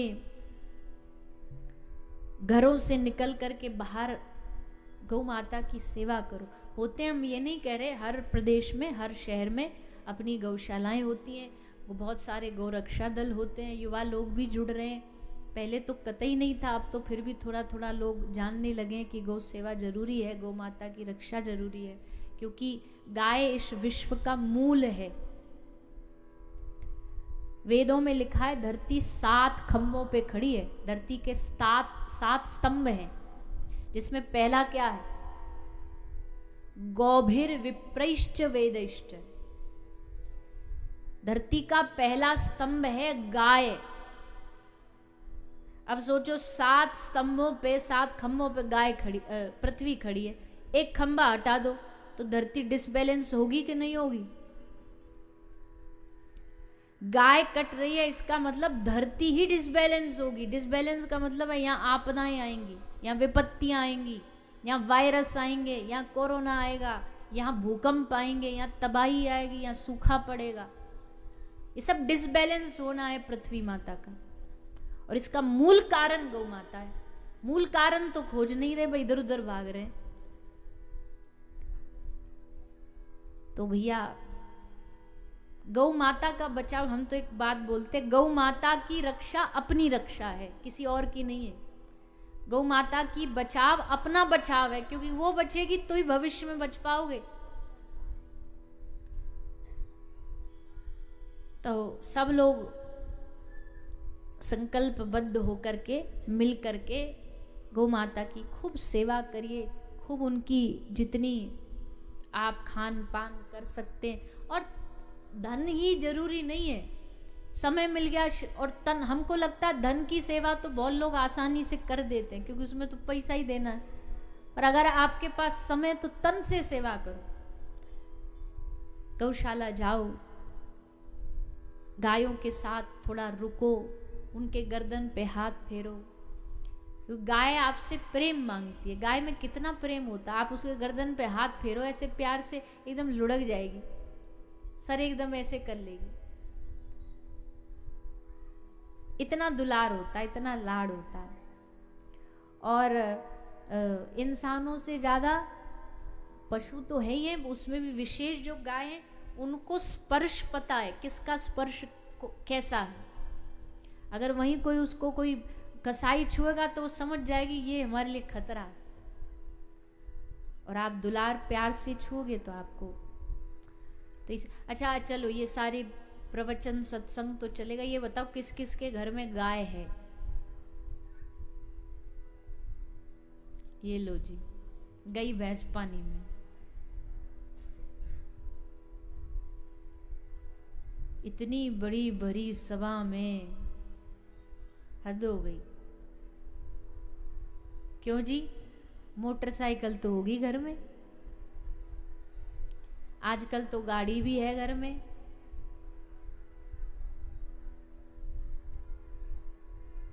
भैया देखो, हम तो निवेदन करेंगे गोविंदगढ़ वालों, ये कथा सुन करके 7वें दिन तक आते आते तक कथा का सच्चा फल यही है कि कथा सुन करके अपने घर में गाय रखना आरंभ कर दो, गाय की सेवा करो। अब ये बात हम अमेरिका में बैठ के कह रहे होते तो हमको बोलने में थोड़ा संकोच लगता, बोल भाई ये लोग कहाँ से रखेंगे। हम जब विदेश में कथा करने जाते तो हम बड़ा, क्योंकि अब जुबान को तो आदत है ना कि घर में गाय रखनी चाहिए, तो वो भी वहाँ कई बार जुबान पर निकल जाता, फिर वापस लेते हैं। क्यों? क्योंकि वहाँ नहीं है व्यवस्था रखने की, गवर्नमेंट भी नहीं मानेगी। फार्म हाउस होते हैं वहाँ अलग से, पर घर में तो नहीं रख सकते। पर गोविंदगढ़ की धरती पे बैठ के तो हम खूब छाती तान के कह सकते हैं, नहीं भैया सबको गाय रखनी चाहिए। कौन सा तुम कोई अमेरिका में रहते हो, कौन सा तुम बड़े शहरों में रहते हो कि गाय रखना हमारे लिए संभव नहीं है, कि हमारे लिए फ्लैटों में अलाउड नहीं है। कोशिश करेंगे तो क्या संभव नहीं है। और देखो घर में गाय रखने के लाभ भी कितने हैं। स्वास्थ्य का लाभ है, घर में फिर शुद्ध खाना पाना आपको मिल जाएगा, दूध शुद्ध मिलेगा, घी शुद्ध मिलेगा। बाहर तो दुनिया मार्केट में क्या चल रहा है सब आप जानते ही हैं, क्या बताना। और घर में गाय रखोगे तो घर का शुद्ध दूध घी उपलब्ध होगा, बच्चों की सेहत के लिए, स्वास्थ्य के लिए बढ़िया होगा, आपकी बुद्धि के लिए बढ़िया होगा। तो सब लोग सेवा करो, जिनके नहीं है वो गाय गौ माता की रक्षा सेवार्थ घर में गाय रखो। कोई बहुत ज़्यादा व्यस्तता भी है तो आजकल तो थोड़ा पैसा दे करके सुबह शाम ग्वाला भी आ जाते हैं, थोड़ा उनकी सेवा कर जाते हैं, ऐसा रख करके करो। तो जी अच्छा चलो गाय नहीं है, तो ये बताओ पहली रोटी गाय को कौन देता है? चलो इसमें तो कम से कम, नहीं तो आजकल मैया पहली रोटी भी गाय को देना भूल गई। पहली रोटी खिला देती है पतिदेव को, इसलिए पहली रोटी खा खा के पतिदेव गैया जैसे सीधे हो गए। बोले इनको खिलाओ पहली रोटी। बड़े पहली रोटी गौ माता को, पहली रोटी का मतलब है पहली कौर भोजन की, जो भी आपके घर में बनती है वो पहली गाय के लिए होनी चाहिए, फिर भगवान के लिए भोग के लिए होनी चाहिए, और फिर उसको खाओ। ऐसा नहीं बस मन मर्जी खुद के लिए बना लिया, खा लिया, हो गया काम। सब में सबका भाग है, गौ माता का भाग है, भगवान का है, जीवों का है, चींटियों का है, सबका भाग है। तो भैया ये निवेदन, भगवान ने इतना सुंदर संसार बनाया है, संसार के जीवों की रक्षा करिए, सेवा करिए, तो वो भगवान की सेवा है। गाय की सेवा भगवान की सेवा है। तो श्री सुखदेव जी महाराज जी कथा सुनाते हुए आगे वर्णन करते हैं, इसी सृष्टि में भगवान नारायण की नाभि से श्री ब्रह्मा जी का प्रागट्य हुआ। श्री ब्रह्मा जी का प्रागट्य होते ही भगवान ने इनको आज्ञा कर दी कि ब्रह्मा जी आप जाइए, समग्र ब्रह्मांड का निर्माण करिए, सृष्टि का सृजन करिए। तो श्री ब्रह्मा जी सृष्टि का सृजन करने का मन बनाते हैं, लेकिन संभव नहीं हो पाया। तो भगवान ने इनको कहा सृष्टि करने के लिए पहले आप तप करिए। तो ब्रह्मा जी तपस्या करने गए, तप किया, और तप करते हुए इन्होंने सृष्टि का निर्माण किया। सृष्टि का निर्माण किया, और इसके बाद श्री सुखदेव जी महाराज कथा सुना रहे हैं वराह भगवान के प्रागट्य की। उससे पूर्व कथा आती है श्री विदुर जी महाराज की। भागवत जी में सुखदेव जी बीच बीच में क्या, मूल रूप से भगवान के भक्तों की चर्चा सुनाते हैं, क्योंकि भक्तों की चर्चा सुनने से मन में भक्ति पैदा होती है। अब कोई बहुत बड़ा राजनीतिज्ञ व्यक्तियों से राजनीति में आगे बढ़ना है, तो उसको इतिहास के अच्छे अच्छे राजनीतिज्ञों को पढ़ना चाहिए, उनके बारे में सुनना चाहिए। कोई अभिनय का व्यक्ति है तो उसको कोई बड़े अभिनेता का जीवन समझना चाहिए। वैसे ही अगर कोई भक्त बनना चाहता तो उसको किसी भक्त का जीवन पढ़ना चाहिए। तो भागवत जी में हमने पहले ही दिन कहा था आपको, भक्त भक्ति भगवंत गुरु, ये सब आएंगे, और भक्त तो और ज्यादा आएंगे, क्योंकि जहां भक्तों की कथा होती है वहीं भगवान होते हैं। तो ऐसे ही भगवान के परम भक्त हैं श्री विदुर जी महाराज। विदुर जी महाराज उद्धव जी से मिलते हैं।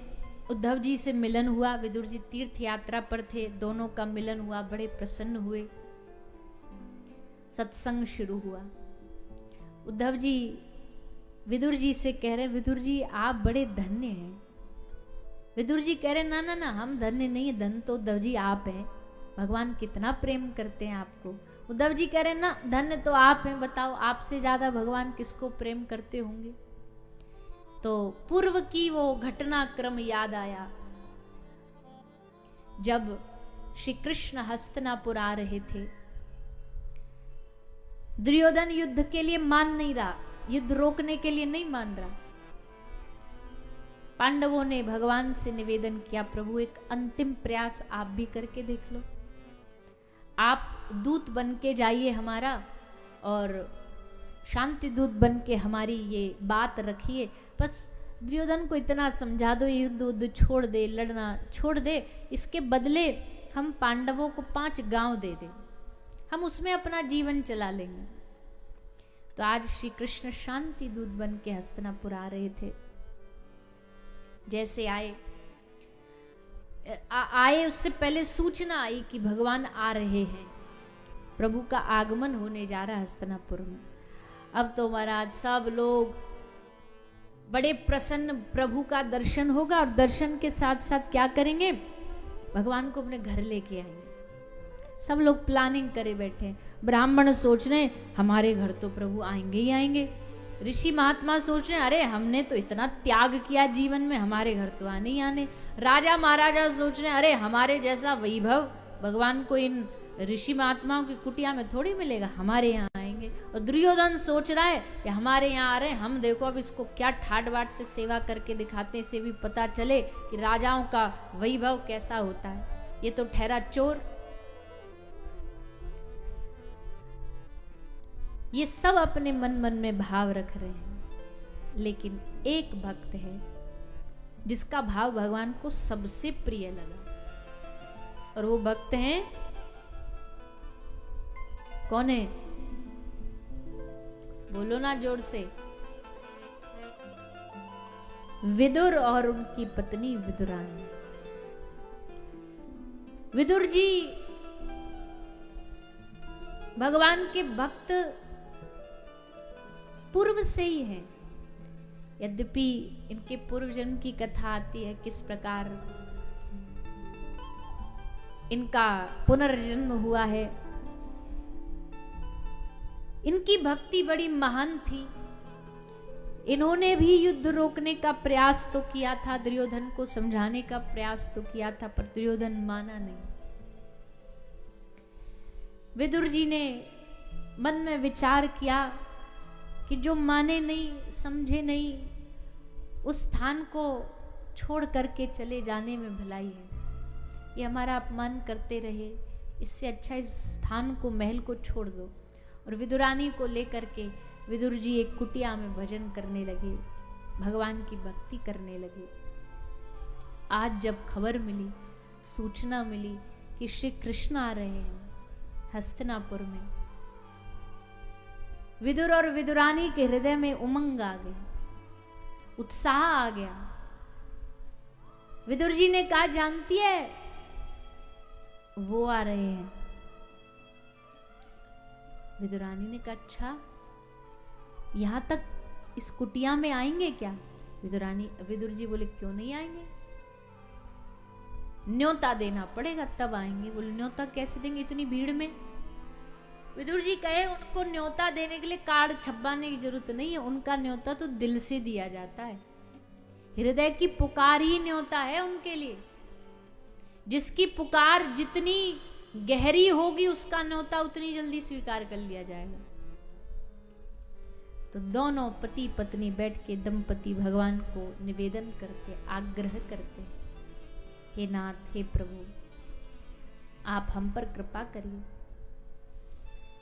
आप हमारे इस छोटे से निवेदन को स्वीकार करके हमें अपना लीजिए। और बस भैया, यहाँ विदुर जी और विदुरानी ने मिलकर के न्योता दिया, निवेदन किया, वहां ठाकुर जी ने एक सा मुस्कुरा गए, मतलब कि इनविटेशन स्वीकार हो गया। अब आए भगवान दुर्योधन के पास, समझाने का प्रयास किया, पर महाराज दुर्योधन तो एकदम विपरीत था कि नहीं, हमको तो युद्ध करना है, युद्ध होकर के रहेगा।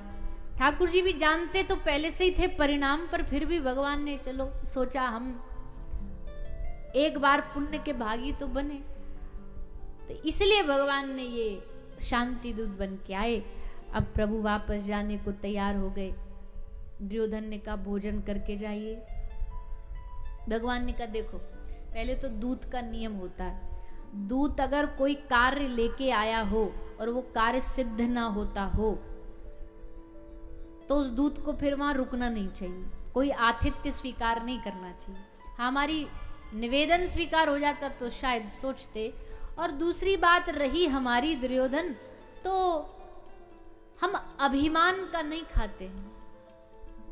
जिसके हृदय में अभिमान हो वो हमको कभी खिला भी नहीं सकता, हमें अभिमानी नहीं खिला सकता, पर हाँ हमको कोई भाव से पवाएगा उसको पा सकते, वो तेरे अंदर है नहीं।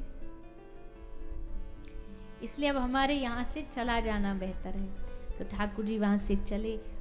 वही ऋषि महात्मा ब्राह्मण सब आशा लगाए बैठे, हमारे घर, पर ठाकुर जी किसी के घर नहीं गए और रथ लेकर के अपने सारथी को कहा, चलो सीधा विदुर की कुटिया पर जाके रोक दो। और रथ गया श्री विदुर और विदुरानी की कुटिया पर।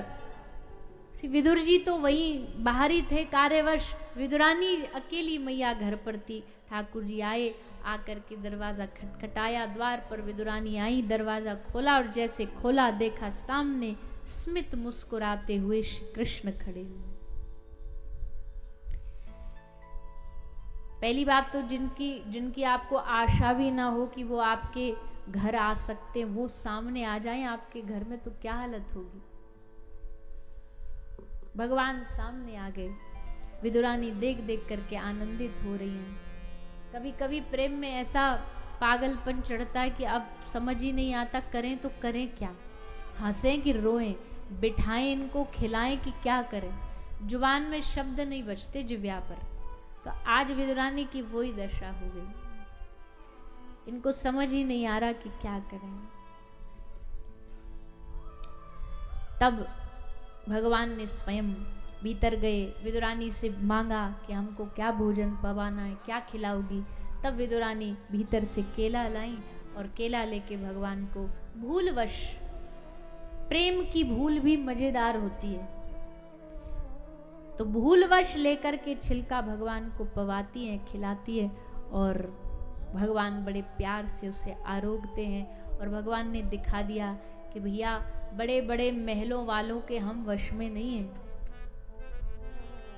जो दीनता से, जो विनम्रता से हमें मनाएगा, पुकारेगा, उस पर हम कृपा करेंगे। इसलिए इतिहास गवाह, कोई ये नहीं मानेगा कि धनवानों को भगवान नहीं मिलते, मिलने को तो किसी को मिल जाएंगे, पर थोड़ा जिसके जीवन में अभाव होता है ना, अभाव उसको विनम्र बना देता है।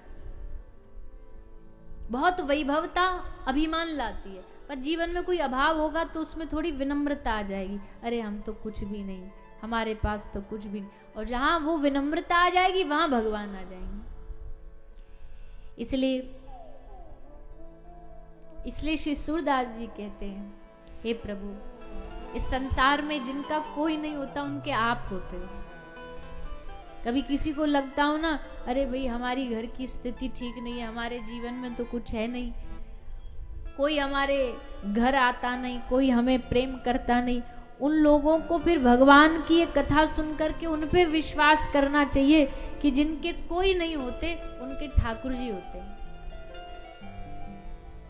सूरदास जी का ये भाव कि प्रभु हरि मैं नयनहीन तुम नैना, मेरे पास नेत्र नहीं पर मेरे नैन आप हो, निर्बल के बल आप हो, इस संसार में पतितों के पतित पावन आप हो, दीनों के बंधु आप हो। ये सब ये जो डेजिग्नेशन है, ये जो उपाधियां हैं, ये जो बड़े बड़े नाम हैं, ये सब भगवान को मिले नहीं है, भगवान ने कमाए हैं।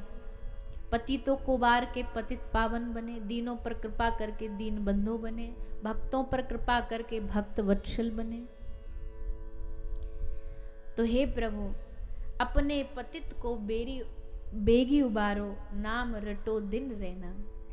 सबकी दृष्टि भगवान बने, हमारी दृष्टि भगवान बने और फिर हम पर कृपा करें। ऐसी भक्तों की भावना हमेशा रहती है और ऐसे ही भक्तों की श्रृंखला में श्री विदुर जी हैं। विदुर जी और विदुरानी पर भगवान ने कृपा करी है।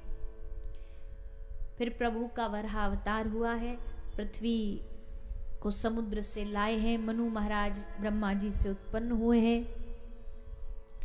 श्री मनु महाराज के वंश के द्वारा ब्रह्मा जी ने सृष्टि को आगे बढ़ाया। मनु महाराज की संतानें, उनके द्वारा सृष्टि को आगे बढ़ाया गया। कपिल भगवान का प्रागट्य हुआ माता देहूति के गर्भ से। देहूति माता जानती है कपिल भगवान का अवतार है, क्योंकि भगवान ने पूर्व में ही घोषित कर दिया था कि हम बालक बन के आएंगे। अब कृपा करते हुए श्री कपिल भगवान अपनी माता को उपदेश देकर के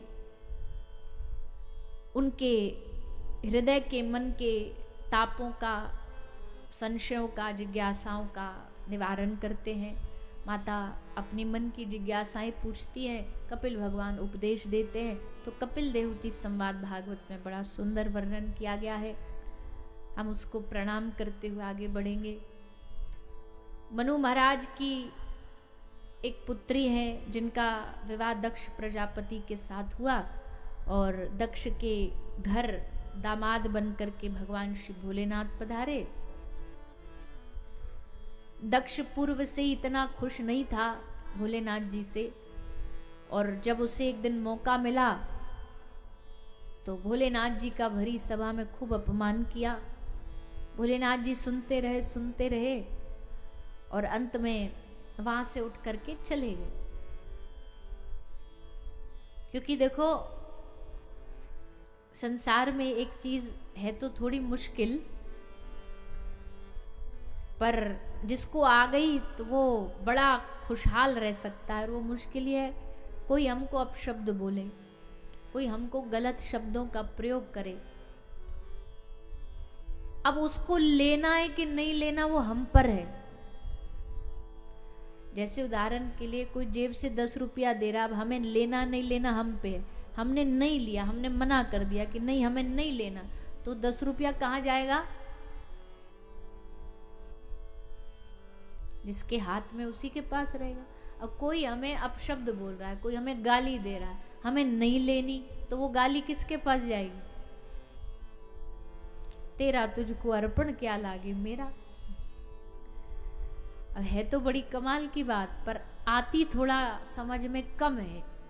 नहीं आती ना, कोई हमें अपशब्द ऐसे कैसे बोल देगा, हमारे मन में आता है अच्छा ऐसे कैसे बोल, हम भी बोलेंगे, तो वो आ जाता है मन पर। जिन्होंने ये कला सीख ली है वही तो महापुरुष है, वही तो सिद्ध पुरुष है। खूब अपशब्द बोले। भगवान भोलेनाथ जी ने कहा हम तेरे पास ही छोड़ जाते, हमें चाहिए ही नहीं, और चले गए वहां से उठ करके। पर दक्ष ने हार नहीं मानी, उसने फिर यज्ञ किया भगवान शंकर को अपमानित करने के लिए। पर माता सती, भोलेनाथ जी तो सहन कर गई अपमान, पर माता सती नहीं सहन कर पाई, और वहीं माता सती अग्नि में समाहित हो गई यज्ञ कुंड में। और फिर दक्ष का भगवान के दूतों ने सर काटा, और जब बार बार प्रार्थना करी देवताओं ने भगवान भोलेनाथ जी से जाके, तो भोलेनाथ जी ने फिर कृपा भी कर दी। इस प्रकार दक्ष प्रजापति और महादेव की कथा सुनाई गई। आगे महाराज मनु के 2 पुत्रों की कथा सुनाई जा रही है, उत्तानपाद और प्रियव्रत। उत्तानपाद महाराज के घर भगवान के भक्त ध्रुव जी प्रकट हुए हैं। श्री ध्रुव जी महाराज भगवान के परम वैष्णव भक्त बने, और ध्रुव जी की कथा से बात भी सिद्ध हो जाती है, भैया भजन के लिए इंतजार नहीं करना चाहिए उम्र का, भजन के लिए इंतजार नहीं करना चाहिए समय का। क्योंकि भगवान की कृपा तो कभी कभी मन में आती है कि चलो भजन कर ले, और उसमें भी आदमी सोच ले कि नहीं अभी उम्र नहीं है, अभी परिस्थिति ठीक नहीं है, तो धीरे धीरे समय ऐसे ही हाथ से निकल जाता है। भगवान का भजन, भगवान की भक्ति मौका पड़ते ही कर लेनी चाहिए, बिना किसी जाति पाति उम्र आयु वर्ण को मन में लाए बगैर। भैया ये पकड़ना है, कैमरा गिरा रहा बालक।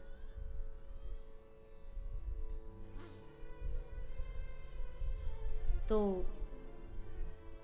श्री ध्रुव जी महाराज 5 वर्ष के छोटी सी अवस्था में घर छोड़ के निकल पड़े। पहले तो कटु शब्द सुने। कभी कभी जीवन में मोड़ आता है, कोई ऐसा व्यक्ति आपको कुछ कर देता है, बोल देता है कि आपके जीवन में पूर्ण रूपेण एक बदलाव आ जाता है, किसी का अच्छा किसी का बुरा। तो ध्रुव जी के जीवन में बड़ा अच्छा बदलाव आया। पिता ने गोद से उतार दिया, कटु शब्द कहे, माता ने कटु शब्द कहे जो सौतेली माँ है। तो ध्रुव जी के हृदय में थी तो अग्नि, पर उनकी माता ने उस अग्नि को शांत करते हुए कहा, बेटा ध्रुव तुझे जीवन में कुछ करना है तो जा वन में भजन कर, भक्ति कर, भगवान को रिझा। तब श्री ध्रुव जी महाराज ने भक्ति करने का मन बनाया और भजन करने के लिए ब्रज भूमि में आकर के श्री ध्रुव जी ने भगवान का भजन किया, खूब भजन किया। कहते हैं कि भजन इतना कठोर तप किया कि देवताओं की गद्दी भी हिलने लगी। तो देवताओं ने भगवान से निवेदन किया, प्रभु इस बालक को आप दर्शन दे दो, नहीं तो हमारे प्राण चले जाएंगे। तब भगवान आए, ध्रुव जी को दर्शन दे करके कृतार्थ किया। ध्रुव जी ने भगवान से भक्त संग सत्संग का वरदान मांगा। भगवान ने वरदान दे करके ध्रुव जी को घर भेजा। फिर ध्रुव जी का ब्याह हुआ, राजगद्दी पे बैठे और अनेकानेक चरित्रों में कथा सुनाते हुए अंत में ध्रुव जी भगवान के धाम गए। इस प्रकार श्री ध्रुव जी महाराज की कथा सुखदेव जी ने श्रवण कराई है। इनकी वंशावली सुनाई है, कौन कौन वंश में हुए, उन्होंने क्या क्या किया।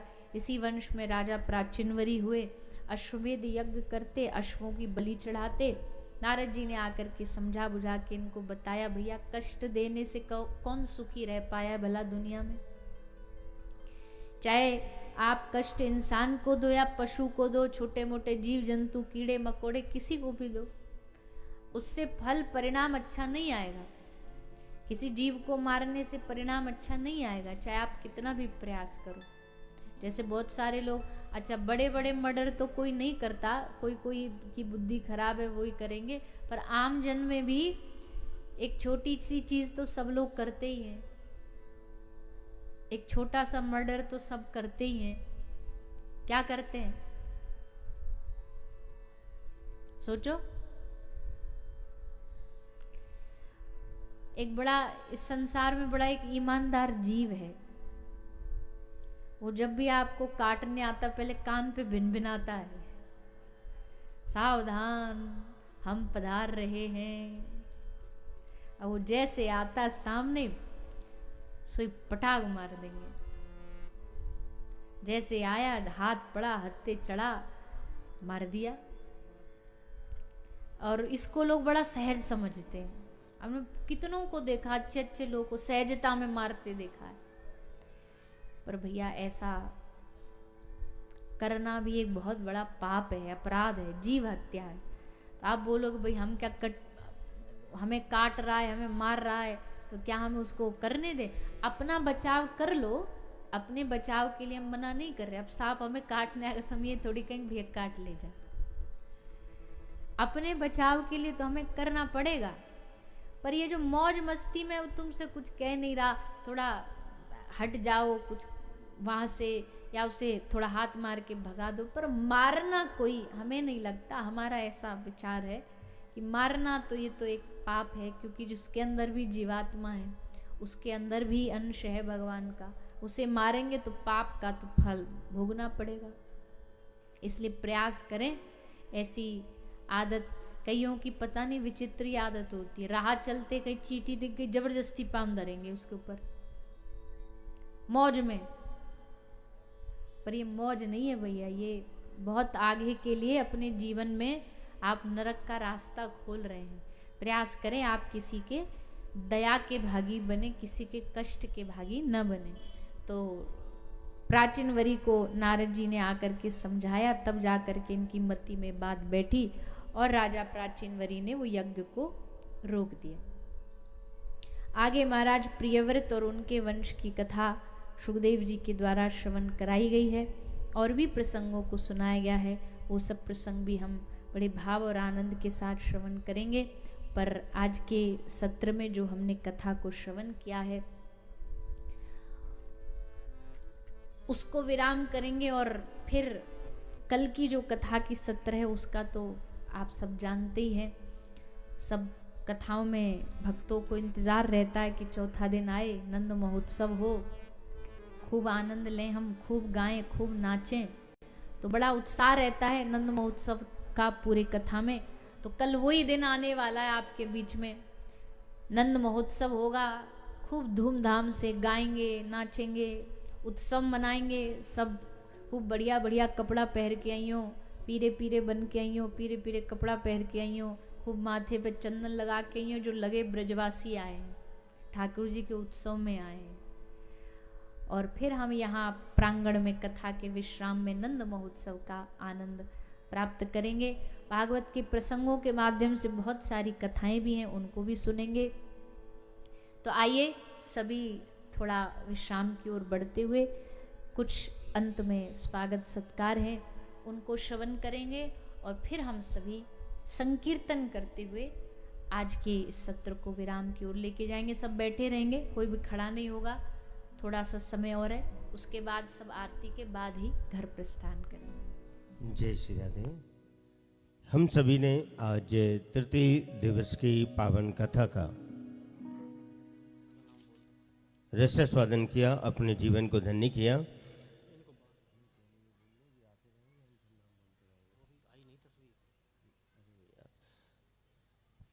बड़ा ही पावन संजोग है और साथ ही बड़े ही ये हर्ष का विषय है कि इस पावन कथा के साथ साथ हम ब्रज वृंदावन की उन बीमार गौवंशों की भी पावन चिकित्सा सेवा कर पा रहे हैं।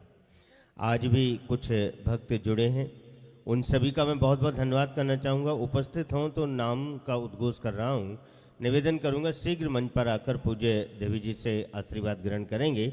आदरणीय सतवीर जी नगर भरतपुर से, जिन्होंने 501 रुपये की राशि समर्पित की है। गुप्तदान के रूप में सीकरी भरतपुर से 1100 रुपये की राशि समर्पित की गई। आदरणीय राधा रमन जी, हरिओम जी, विजय साहब जो कि पिचगावा से हैं, अलवर से, आप श्री भी 1100 रुपये की राशि समर्पित कर रहे हैं। सम्मानीय हरिओम मनीष जसोरिया जी गोविंदगढ़ अलवर से हैं और आप श्री भी 501 रुपये की राशि समर्पित कर रहे हैं। एक बार सभी दानदाताओं के सम्मान में जोरदार तालियों से अभिवादन करें। साथ ही जैसा कि आपको बताया गया कि कल कथा का चतुर्थ दिवस है और कथा प्रसंग के माध्यम से हम बड़ा ही दिव्य उत्सव, भगवान श्री कृष्ण का जन्मोत्सव कल हम सभी मनाएंगे। तो कल के पावन दिवस में मैं सभी से निवेदन करूंगा कि कल ब्रज की उन सभी बीमार गौवंशों की सेवार्थ आप सभी अपने परिवार, प्रियजन, बच्चों, पूर्वजों, अपने माता पिता या स्वयं के नाम से गौ सेवा करने का परम पुण्य फल जरूर अर्जित करेंगे।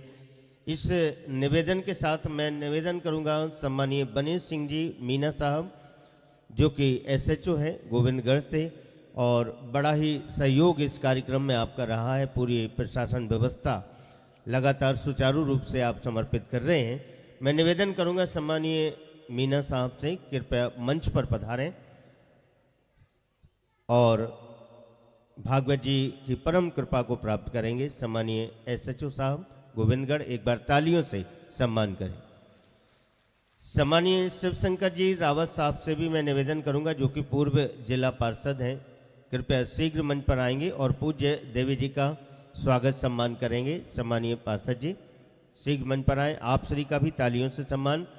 साथ ही इस भव्य आयोजन में वो सभी भक्तजन, सभी दानदाता जिनका विशेष सहयोग रहा है, सम्मानीय श्री मोहन लाल जी सेठी साहब, गोपाल दास जी सेठी, बहुत बहुत धन्यवाद आपका। आदरणीय दीपक जी बटवारा जी, कृष्ण गोपाल जी, बहुत बहुत आपका भी बहुत बहुत धन्यवाद करना चाहेंगे।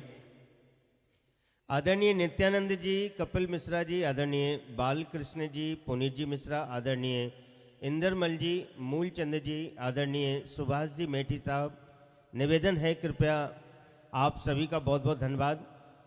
सम्मानीय प्रकाश चंद्र जी गोयल साहब, जो कि सम्मानीय कृष्णानंद जी गोयल जी, दिनेश चंद्र जी, आदरणीय गुरु सेवक गुरुद्वारा प्रधान आदरणीय हरिओम जी जसोरिया जी, मनीष जसोरिया जी, आदरणीय कैलाश चंद्र जी गर्ग, राकेश गर्ग, आदरणीय योगेंद्र शर्मा जी मंडल अध्यक्ष BJP गोविंदगढ़, आदरणीय राजेंद्र गर्ग जी, सौरभ गर्ग जी, राजन हलवाई जी, डॉक्टर सुनील भरद्वाज जी, सम्मानीय ताराचंद जी बंसल साहब, मुकेश जी, आदरणीय भगवान दास जी, मनोज कुमार जी, आदरणीय प्रेम भूषण राजेश कुमार खुराना जी, आदरणीय प्रकाश चंद्र जी गर्ग, नीरज गर्ग जी, सम्मानीय सतीश सिंगल जी, आदरणीय सुरेश चंद्र जी, कैलाश जी, बजरंग बर्तन भंडार, सम्मानीय आदि गौड़ समाज, ब्राह्मण समाज और समस्त छतरपुरिया परिवार, सम्मानीय बाबूलाल शर्मा जी, मनोज कुमार शर्मा जी, जलालपुरिया, आप श्री का भी बहुत बहुत धन्यवाद।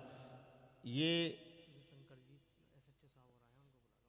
सम्मानीय शिव शंकर जी SHO साहब भी हमारे बीच हैं, उनसे भी निवेदन करेंगे मंच पर पधारें और व्यासपीठ की परम कृपा को प्राप्त करें।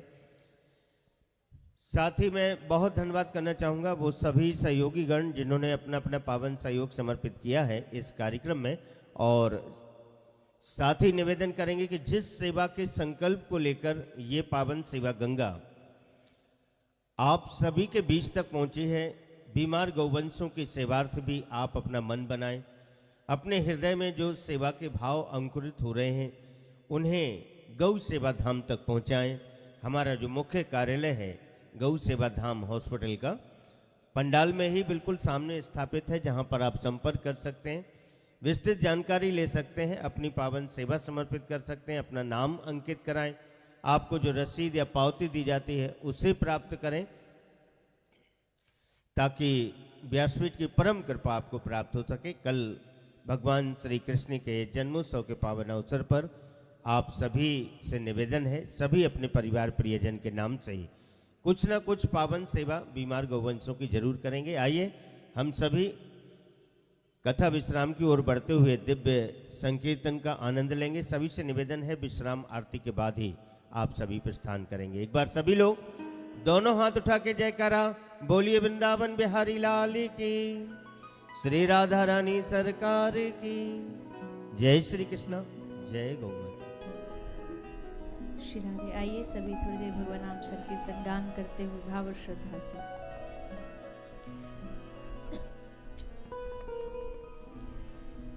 हरे कृष्णा हरि बोल, हरि बोल, हरि बोल, निताई गौर हरि बोल,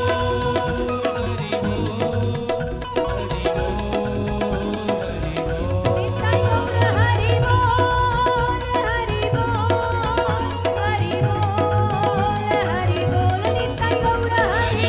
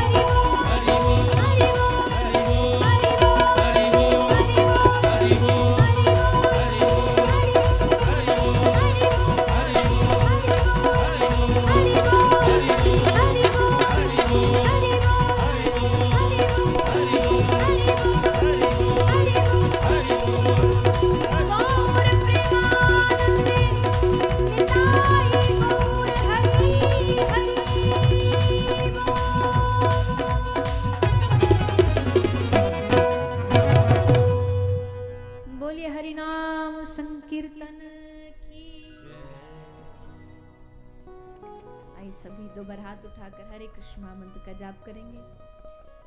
हरे कृष्णा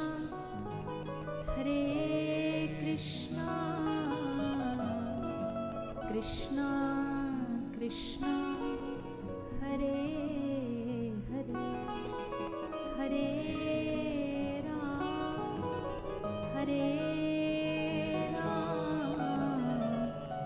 राम राम हरे हरे, हरे कृष्णा कृष्णा कृष्णा हरे हरे, हरे राम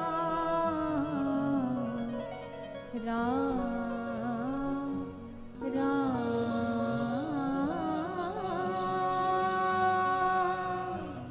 हरे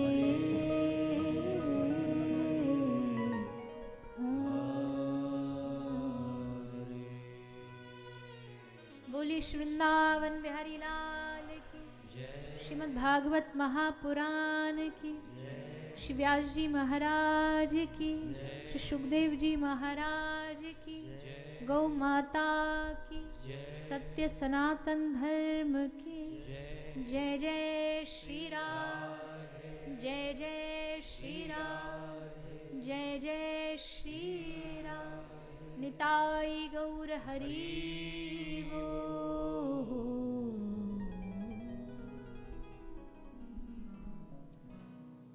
तृतीय दिवस की पावन कथा हम सभी ने श्रवण पान की।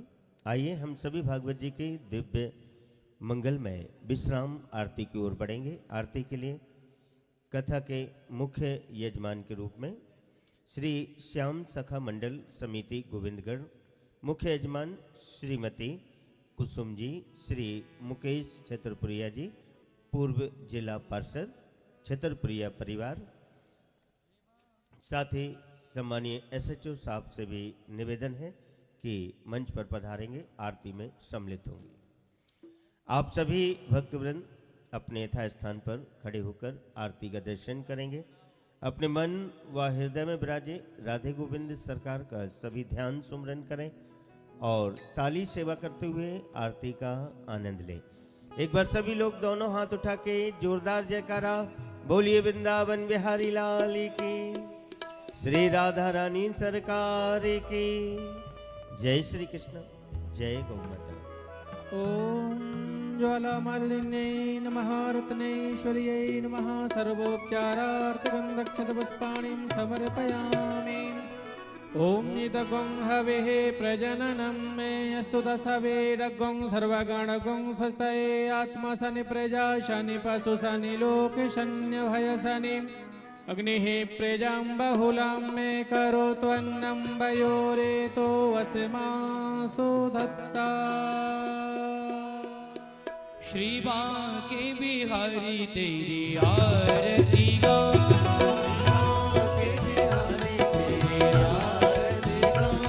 श्री कुंज बिहारी तेरी आरती गाऊं,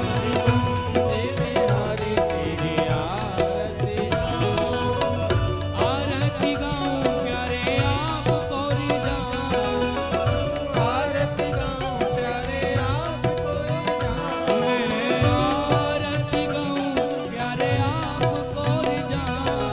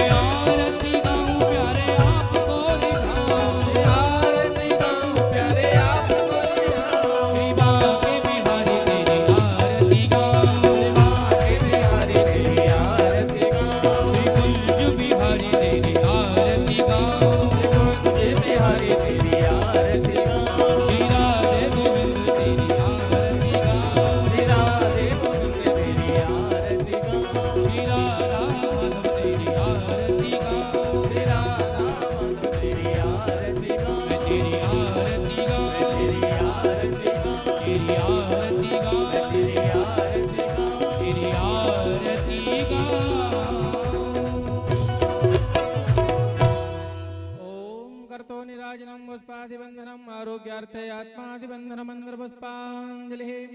ॐ द्यौः शान्तिरन्तरिक्षगुं शान्तिः पृथिवी शान्तिरापः शान्तिरोषधयः शान्तिः वनस्पतयः शान्तिर्विश्वे देवाः शान्ति ब्रह्म शान्तिः सर्वगुं शान्तिः शान्तिरेव शान्तिः सामा शान्तिरेधिः। हरिः ॐ जतनेन जतनवयजन्तदेवास्तानि धर्माणि वर्तमान्यासन्नः तेह नाकं महिमानः शचन्द्रपूर्वे साध्याः सन्ति देवाः।